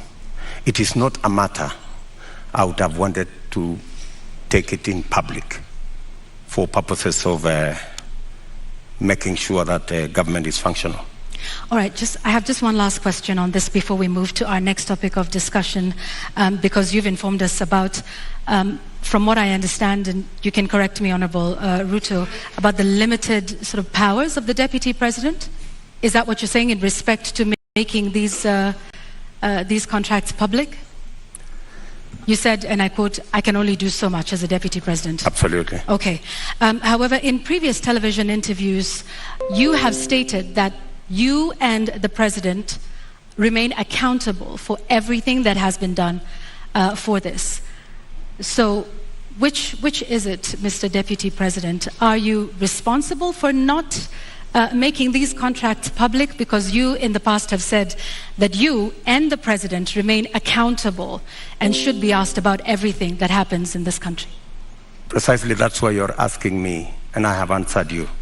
I have said clearly that to the extent that my duty as Deputy President is concerned, I have discharged my responsibility. I have given advice to my boss on many issues, including that particular issue. So I have given him my advice, enumerating very well that it is the constitutional position that every contract is made public. I have given that advice to the President as is required of me. So, but you know, the buck stops with the boss. Honorable Deputy President, let's now move to the next topic of our conversation this evening, and this will be on a matter of national security. You were recently in Elgeyo-Marakwet County, where you promised the people of Kerio Valley that you would do everything in your power to secure them. You've also been visiting other parts of this country, Marsabit, Baringo, Samburu, Laikipia, West Pokot. More than 300 people have died in the last 7 months alone in this country, killed by armed bandits. Livelihoods are lost. Children have not gone to school. Children have been killed. Kerio Valley residents have even petitioned the UN Secretary General, saying that their government has failed to provide them with security. In your manifesto, you say that security is a cornerstone of protecting people's livelihoods. Why has the government of Kenya, in which you've served as an assistant minister, as a minister, as a deputy president, been unable to secure the people of these counties? I quite agree with the feeling of many Kenyans. In fact, it's yesterday. It's not even last week. It's yesterday. I was in Elgeyo-Marakwet, and one of the leaders there told us we have buried 114 people in that neighborhood. So it is indeed a live and serious matter. You have seen me in when we came into office in 2016. I called all the leaders from Baringo, Elgeyo-Marakwet, Pokot, Samburu, and we had a serious leaders meeting in my office in Karen. And because of that meeting, for about 3 years, we went round, we mobilized all the governors, and we provided National Police Reserve in all those areas. And the situation was under control. But when we came into the handshake arrangement, a false narrative,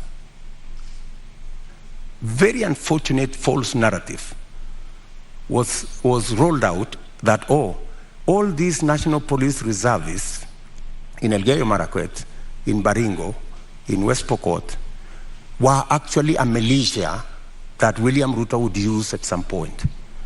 And all the National Police Reserve were withdrawn. A very reckless act. And with the withdrawal of the National Police Reserve, the situation went south. And that is why I was saying yesterday in Elgeyo-Marakwet that we will do whatever it takes. And today, there is a program to build security outposts. And I'm saying, whatever it takes, even if it means bringing the military and military installations to support the police in some of these areas. In fact, you just reminded me, yesterday I overflew a huge tract of land where 3 years ago I was standing there and it was all maize. Yesterday, they haven't planted there for the last 3 years because of insecurity. So insecurity is not only causing our children not to be in school, it is causing starvation, it is causing death. Yet people want to treat it casually. But Honorable let me tell you, let me just allow me. In the last 3 years, Mr. Deputy President, you have not spoken out about the issue in Kerio Valley. You have not said anything about the killings that have been taking place, like they told you, 150 people buried this year. You spoke about it only yesterday. Where have you been in the last 6 months? I have always been there. In fact, if you go and ask those people in those regions, I have always been present. We have buried many of those people with our own money. We've taken many of those people to hospital with our own money. I have deployed my personal resources to deal with that situation because I know it was a political a political agenda. You know, the withdrawal of the National Police Reserve was really an unfortunate act, but because it was intended to punish William Ruto, you know, never mind that many people lost their lives, is a real tragedy, but that is the nature of our politics in Kenya. Honorable Ruto, unfortunately. Honorable Ruto, you're saying that was done to punish you? What other explanation would you have? You go withdraw security personnel in the whole of that whole region, you know, you subject people to... How would that punish you, Honorable Ruto? Because I am the one who had led the whole, in fact, I am the one who had taken charge. In fact, I was there every 2 weeks in that region. I was there every 2 weeks. I am the one who mobilized the resources. I am the one who mobilized the security men, the identification of the National Police Service. And so it looked like it was about me. It was never about me. Did you mobilize those resources on a personal basis or as Deputy President? As Deputy President. So why would your government punish the Deputy President? You live in Kenya, my good friends. And I am failing to understand it, sir. And you know... Are you telling the people of Kerio Valley that 150 of them have been buried this year alone just because a government is punishing the Deputy President? Not just that. The Mwaure and the Aror dams were cancelled intentionally to punish my supporters. That's it. We will come to that, sir. You, as the Deputy President, consume intelligence reports. Tell us, over the last 30 years, what is it that has led to this continuous cycle of violence in Kerio Valley, in Baringo, in Samburu, in West Pokot, even going as far as Marsabit County? What causes this, and what will you do, knowing the intelligence that you have? The biggest contributor to the situation we have in those regions is competition for resources, competition for water, competition for pasture, general matters of education, and precisely the reason why we had a plan on Radat Dam to provide the water for the whole of that belt. Aror, Mwaure, Lowat. These are dams that my thinking was, if we provide water in these areas, we can sufficiently roll out irrigation. For your information, that whole Kerio belt where people are fighting, it is a granary. We have the best mangoes from that region. We have very good soya that can be grown in that region. The only impediment is water, access to water. And there are enough rivers to be tapped. My solution to the whole of that region is twofold. Let us provide water for livestock. Let us provide water for irrigation. And let us get schools developed, as well as making sure that we provide road infrastructure. That's why we rolled out the road from Parbelo, cutting across that region, to come out on the other side in a place called Marich Pass, through Tot, through Chesongoch, and now there was also the road that was supposed to connect Kapedo from the other side of Turkana coming to Nakuru. Opening up that area is the solution. Opening up that area in terms of infrastructure and opening up that area in terms of water infrastructure will provide the solution. Unfortunately, there are people who don't see it that way. So you say that the Aror Mwaure Dam, you recently said that you are going to complete it should you be elected president. Yes. Why did it fail? I will. Yes, I will. It didn't fail. It was meant to fail. I mean, let me tell you. As the Deputy President, sorry, sir, to just interject.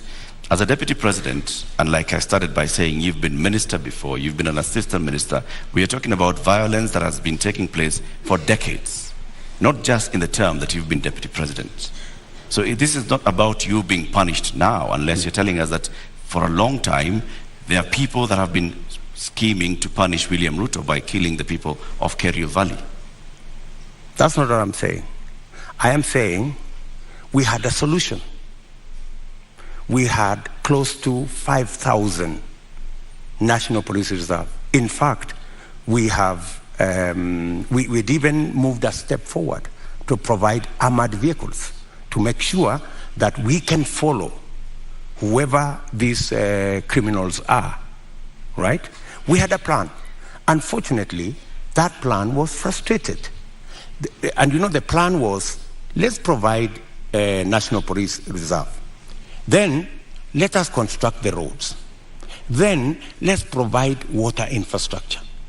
And then, let's provide school infrastructure. That way, you ease out people from that situation where they are today to a new environment where they appreciate education, they have food to eat, their animals have water and pasture, and then you can develop that region. In fact, in my mind, that's where the future of Kenya is, because we have huge tracts of land in that region. And the fact that people have been fighting in that region forever doesn't mean that they should continue fighting. We should find a solution. Honorable Ruto, let's go back to the issue of water, and you've mentioned the Mwaure and Aurora dams. And you say that as well was cancelled to punish you? That was cancelled for political reasons. For political reasons. Well, some of the allegations that have been made, by the DPP in court is that payments were made contrary to the law. They were not processed through the consolidated fund. That in fact, this was all done to ensure that there were kickbacks, that the government made advance payments, including 11 billion shillings in excess of unnecessary debt to, this is what they're saying, which prosecutors say were to go to, friends and co-conspirators of this scheme. If this is what you allege, are you alleging tonight, Honorable Ruto, that there is a big conspiracy between the DPP, between the courts, and also politically with respect to the Aurora and Mwaure dams that are now in court? For your information, Aurora and Mwaure was signed at the same time with other government projects, signed by the same companies, funded by the same financiers, and they were signed not with me, witnessed by the President of Kenya. So these are not projects that were cooked at night or in some dark corner, right? How come that the only projects that did not go through is Aurora and Mwaure? All the others went through. That's number one. Number two,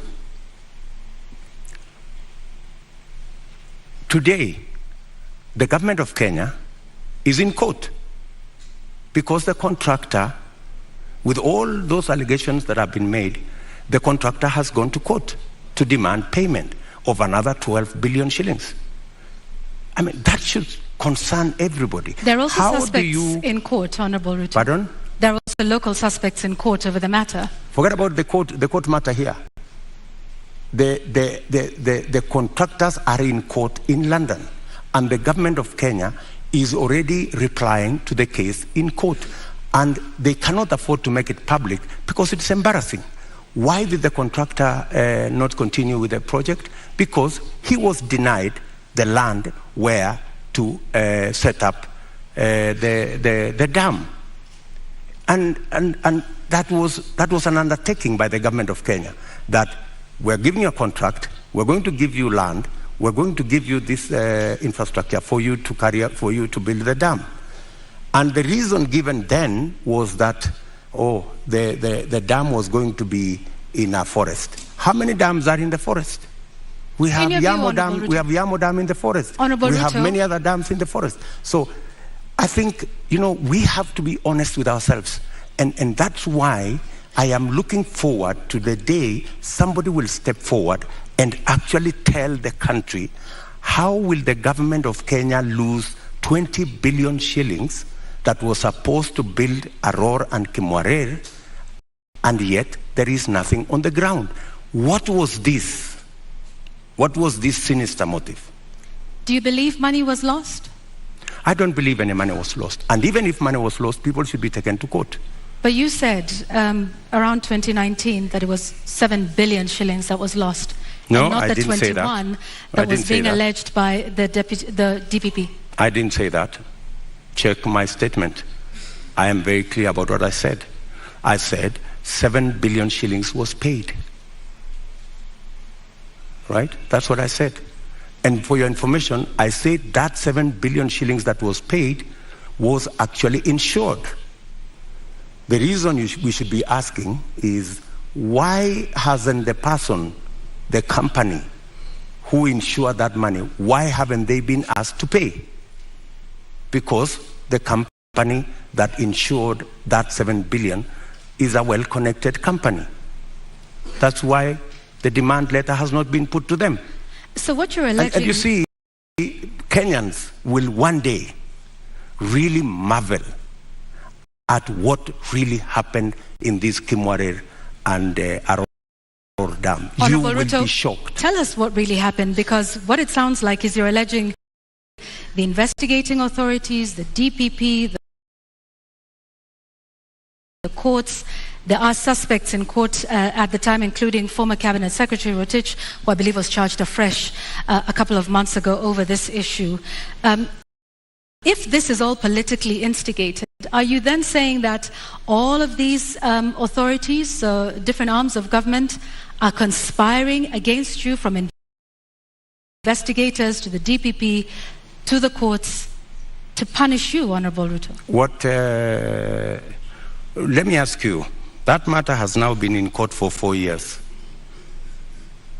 It has not moved an inch. It's been dancing. This person, today you're being charged, tomorrow, no, remove this person, the next day, remove this person, the next day, change the charges, because somebody is actually waiting for another government to come and carry the shit. Unfortunately. And that's what's going to happen. That's why that case has never moved an inch. Mention after mention, after story after story.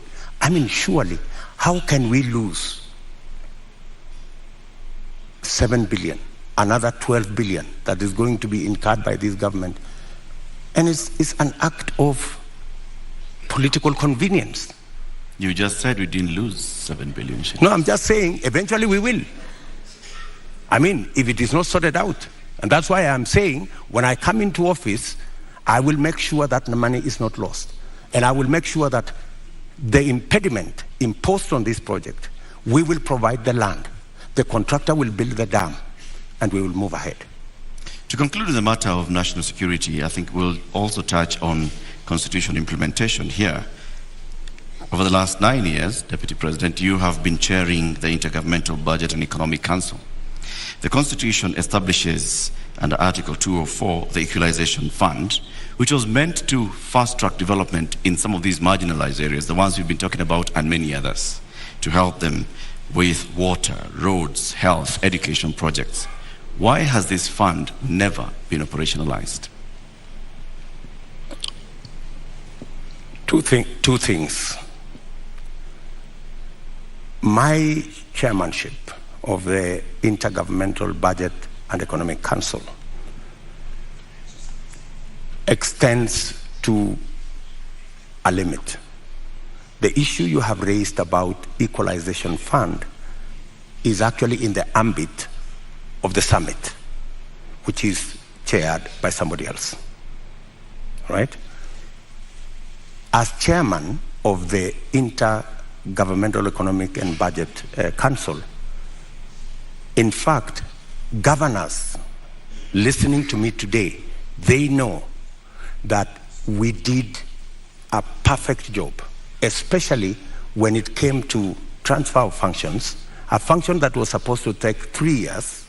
We made sure that we worked day and night because we wanted to get devolution rooted and moving. We completed that exercise in a record 1 year instead of 3 years. We have since worked with county governments, and many of the governors will tell you that I have provided leadership as chair of the council on every matter, whether it was grants, whether it was matters to do with conditional grants, whether it was making sure that there is a balance between what goes to national government and what goes to county governments.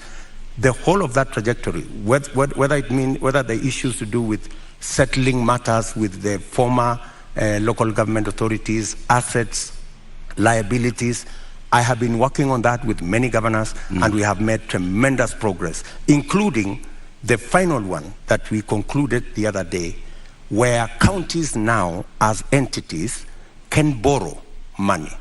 As entities, like Laikipia County is the first that is going to have the leverage to borrow money. So I have a track record on what I have done. Thank you, Mr. Chairman of IBEC. Now let me ask the question to the Deputy President. Why has the Equalization Fund never been operationalized 12 years after the promulgation of the Constitution? The Equalization Fund, window.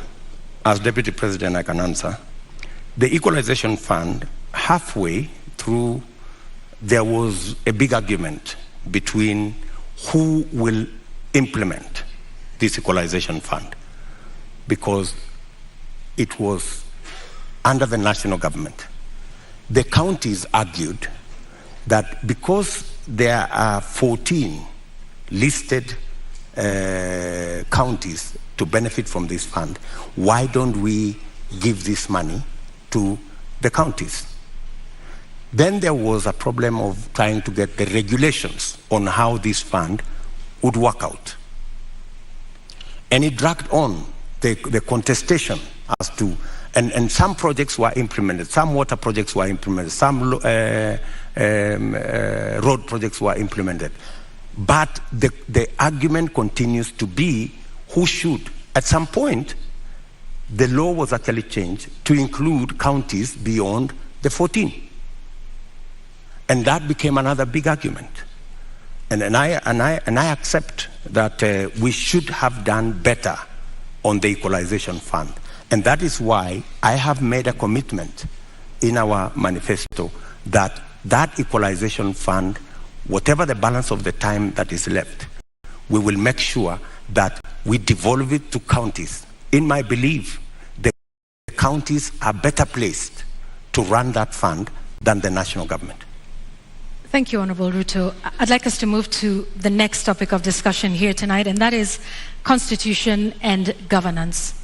13 years since the adoption of the Constitution of Kenya 2010, citizens continue to complain about non-effective implementation and a weak culture of constitutionalism. Honorable Ruto, which part of the Constitution of Kenya do you think has not been implemented with fidelity, and why? I think we should sort out the two-third gender rule. I think we owe it to the people of Kenya, and especially to the women of Kenya, that this part of the Constitution is implemented. I believe that we need to sort out certain matters to do with devolution, like the one I have said, the Equalization Fund. I think it was wrongly put under national government. It should go to the counties. I also believe that there are functions that should not have been made contingent or shared functions between the national government and the county government. Regional authorities, for example. Those are functions that we should either agree to be managed by counties jointly or to be subsumed into county governments? If it is Kerio Valley, how do we split it so that the counties in the Kerio Valley we have a Kerio Valley Development Authority. Should that be managed by the national government? I don't think so. I think it should be managed by the counties in the Kerio Valley. So these are some of the functions that I think we need to clarify. We need to complete the implementation of the Constitution. I have raised, for example, the matter of the Judiciary Fund. I think we have wasted too much time in implementing the Judiciary Fund. After I pushed so hard, this year, 1st of July, the Judiciary Fund was operationalized because I have been talking about it for the last year and a half. So these are some of the sections that I believe that we should be able to conclude the implementation of the Constitution. Let's go back to the two-thirds gender principle. In your view, why did we fail in terms of getting this since 2010? I think, speaking for myself, I have made a commitment, and I know it's doable, to make sure the two-thirds gender rule is realized. There are different proposals. There are proposals that require constitutional change. There are some that do not require constitutional change. And I have assembled a team of very competent constitutional lawyers to look at how we can have a framework in 90 days of our government, and within 1 year, make sure it is implemented. And it's not necessarily for purposes of the women of Kenya. It is for the benefit of everybody. The fact that we do not have as many women leaders is actually a negative for us. There is something we are losing. The women leadership component that is not in our arithmetic is actually taking away from us. I believe that having women leaders would actually enrich our governance and our leadership as a nation. And that's why, for example, when these matters came up in the BBI discussion, I vehemently opposed the fact that women were being removed from the National Assembly, where the substantive financial issues are being decided, and they were being relegated to the Senate. So I was wondering how a right that had been given to the women of Kenya in the National Assembly could be withdrawn, and they are hoarded into the Senate. So that is my commitment to the women of Kenya. Also, on the Judiciary Fund that you've mentioned, you said you will operationalize it. But the judiciary is by dint of the Constitution of Kenya independent. So what is this exactly that you will do that operationalizes this fund?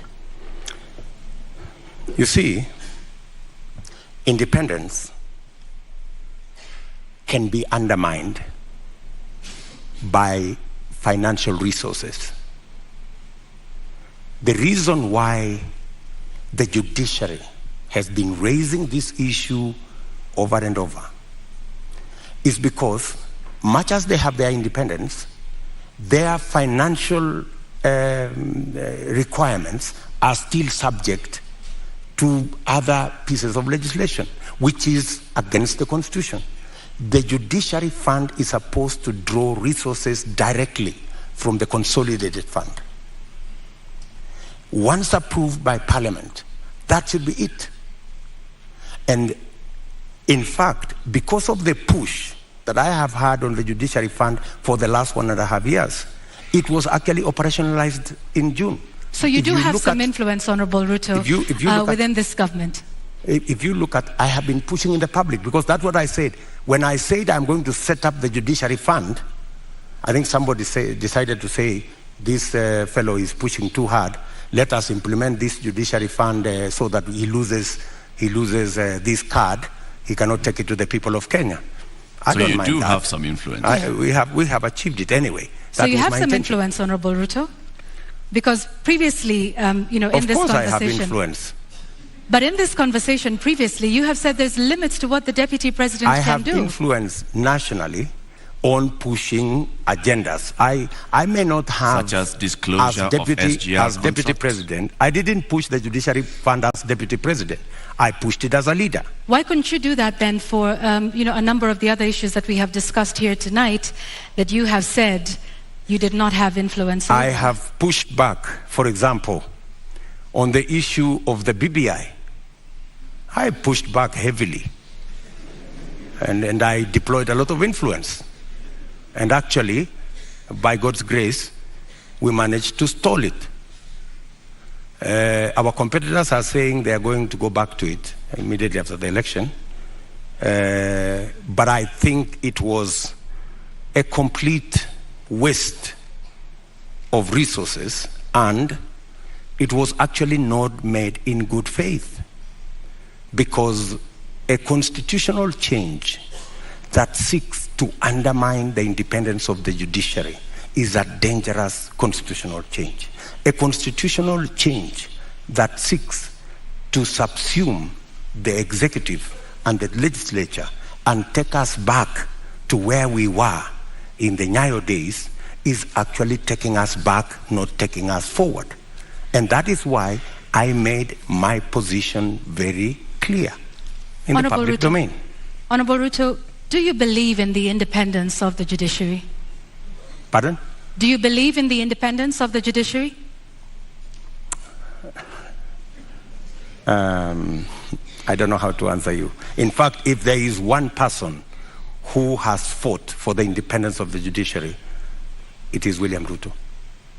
I am the only person with a few of my friends who stood up to the so-called ombudsman that was supposed to be injected into the judiciary, appointed by the executive to supervise the judiciary, something I totally disagree with. You talk about you being the biggest defender. However, the administration which you have served since 2013 has been cited several times for disobeying court orders. Let me give you one example, or a few. Former Air Force commander waiting for 6 years to be restored to his rank and given 71 million shillings compensation. NYS service official injured in the line of duty, yet to receive 3.6 million shillings by the courts. There is a number of those, including the matter involving the swearing in of judges. This is an administration in which you sit. In fact, former Chief Justice David Maraga has often lamented the executive's disregard of court orders. You are the second in command of the executive and of the Republic of Kenya.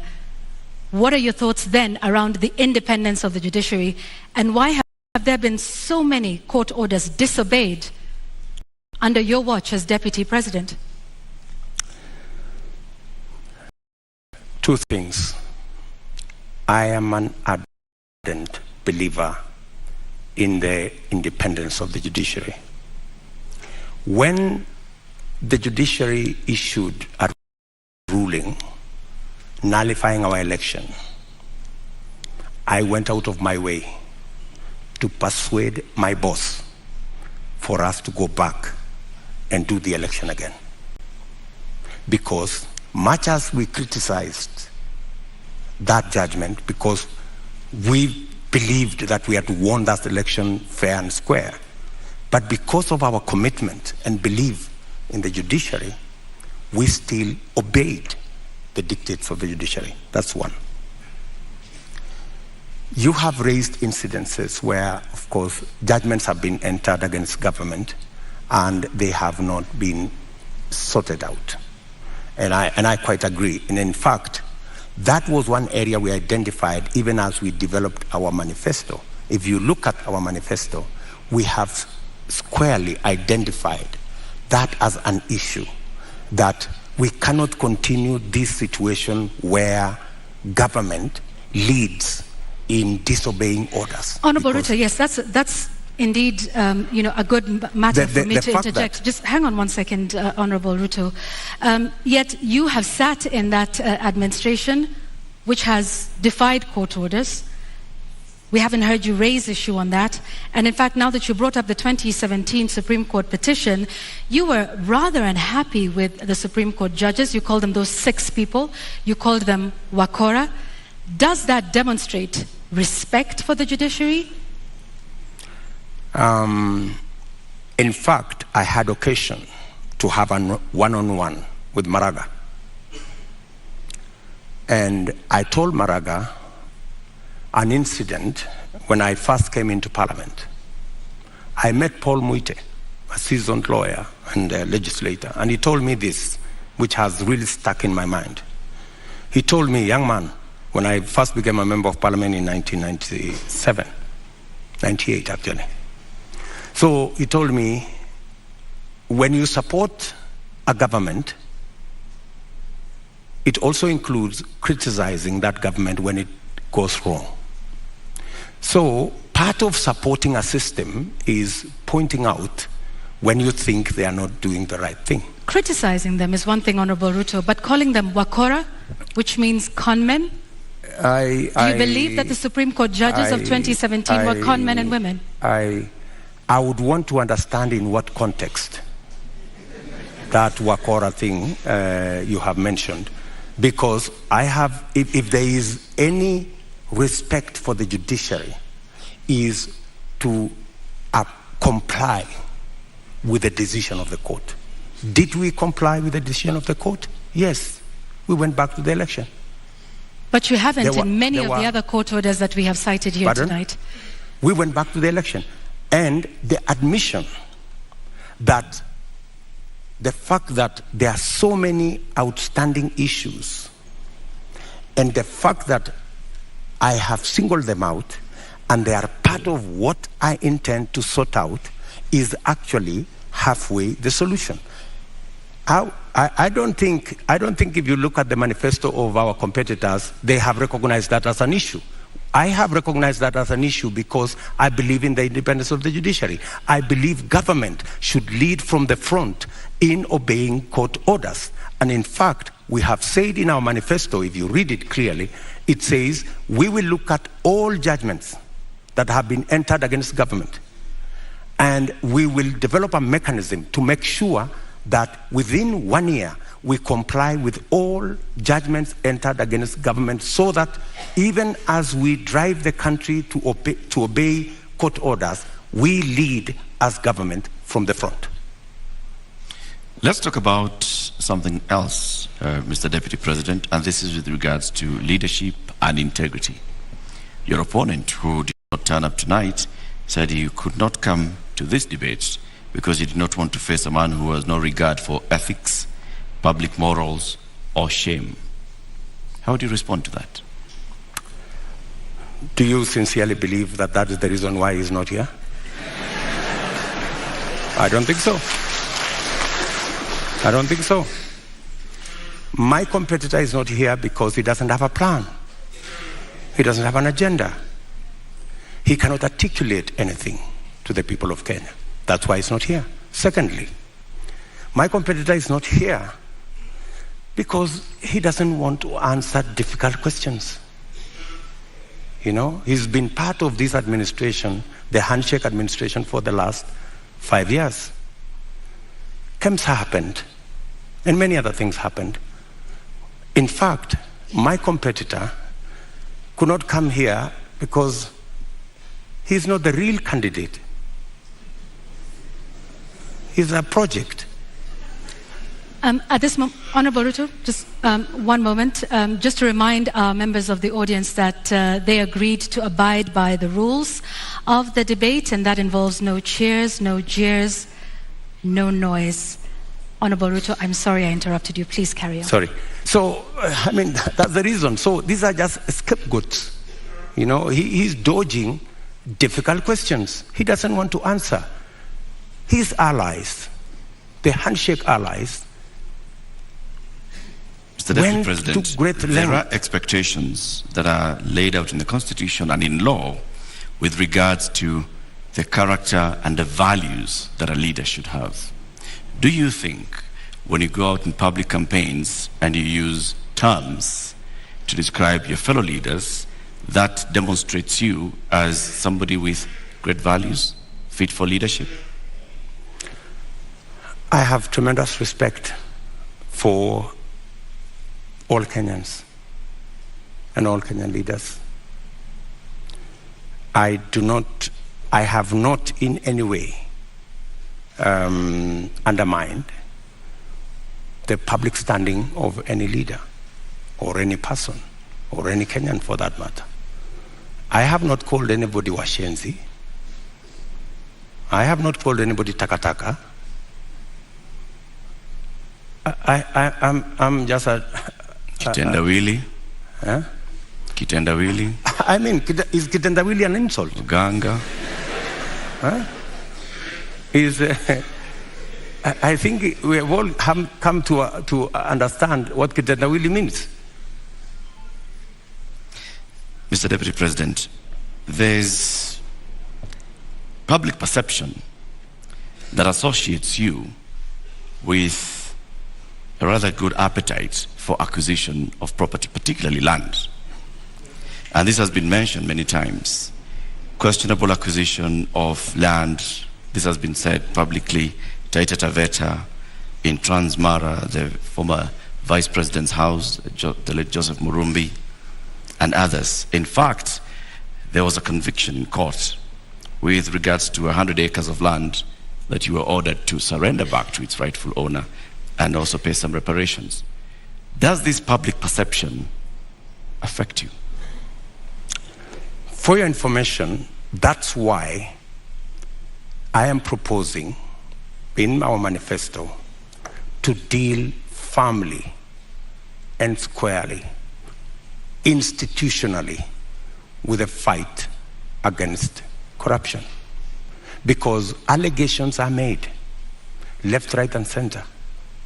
Any piece of land that I have is legally acquired. In fact, I think we need to discuss the Muteshi land. You've talked about the 100 acres.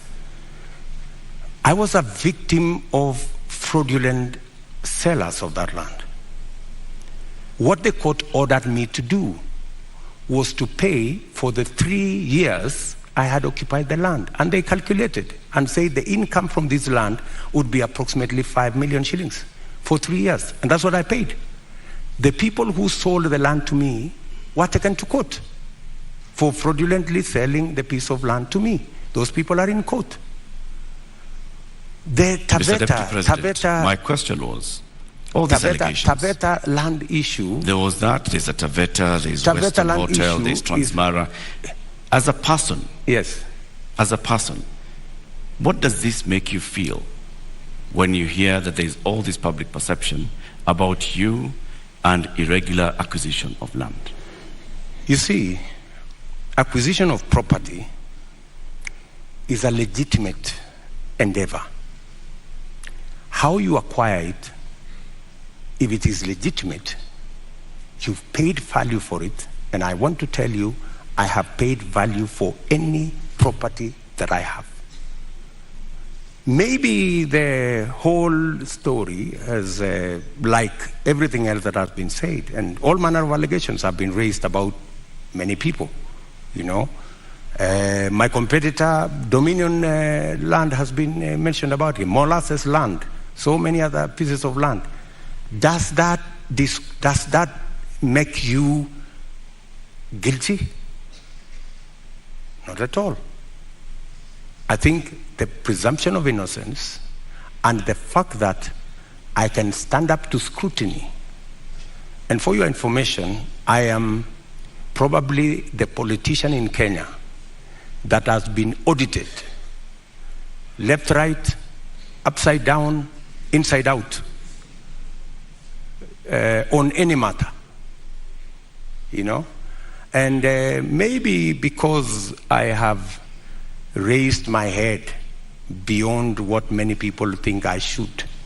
If I was a quiet business person, I am sure I wouldn't attract the same kind of labeling that I've been subjected to. How much is enough? Enough is enough.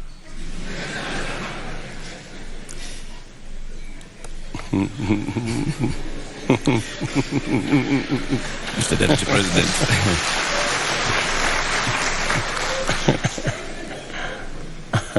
Mr. Deputy President, we'd like to conclude this conversation with the election preparation. We're just 2 weeks away to the August 9th general election. You've previously said that yes, you are willing and ready to accept the outcome of the election. Are there any circumstances under which you will not accept the outcome of the election? For a minute. Accepting the outcome of the election includes going to court if you have an issue with the results. That's accepting the outcome of the election. Okay, you say my competitor has won. I have a doubt and I will go to court. Why I make that deliberate statement is because we have had a situation in Kenya where every other election we foment a crisis around refusing to accept the outcome of election. And it has cost us lives, property, and many other things. And I needed to be on record, and which I am, that I will accept the outcome of this election. I know that the people of Kenya will make a choice. If it is me, I will prepare to govern the country on day one. If it is not me, I will accept that my competitor has won. If I have any issue, I will go to court and accept the outcome of the court. Honorable Ruto, we've come to the end of this conversation tonight. We would like to give you 2 minutes to give us your closing statement tonight.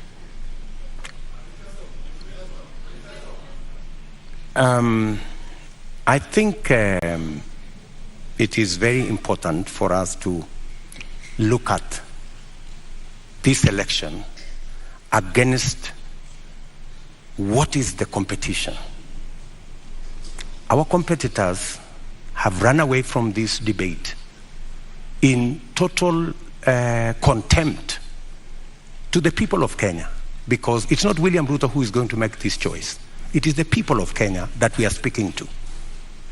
They have very little regard for the people of Kenya. They think the deep state is going to make the decision. They think that the system is going to make the decision.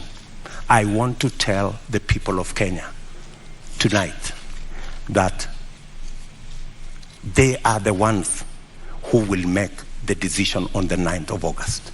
Their vote is what will make the next government happen. And I want to encourage them to disregard the propaganda, the mobilization of chiefs and all these people and the provincial administration and the whole of this contempt and madharau, and tell them tarehe 9 mwezi wa 8 wa Kenya, ninyi ndio mtaamua serikali ambayo inakuja. Na mimi nawaambia serikali ya Kenya Kwanza itapunguza gharama ya maisha. Tutahakikisha kwamba watoto wetu milioni 5 wako na ajira.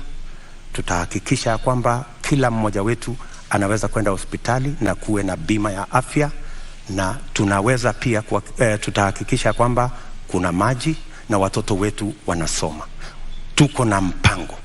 Tarehe 9 mwezi wa 8 waamuke, wapige kura, watengeneze serikali, tuende mbele pamoja. Shukran sana, Mr. Deputy President. Honorable Dr. William Ruto, thank you for making the time for us tonight. Thank you very much. That's right.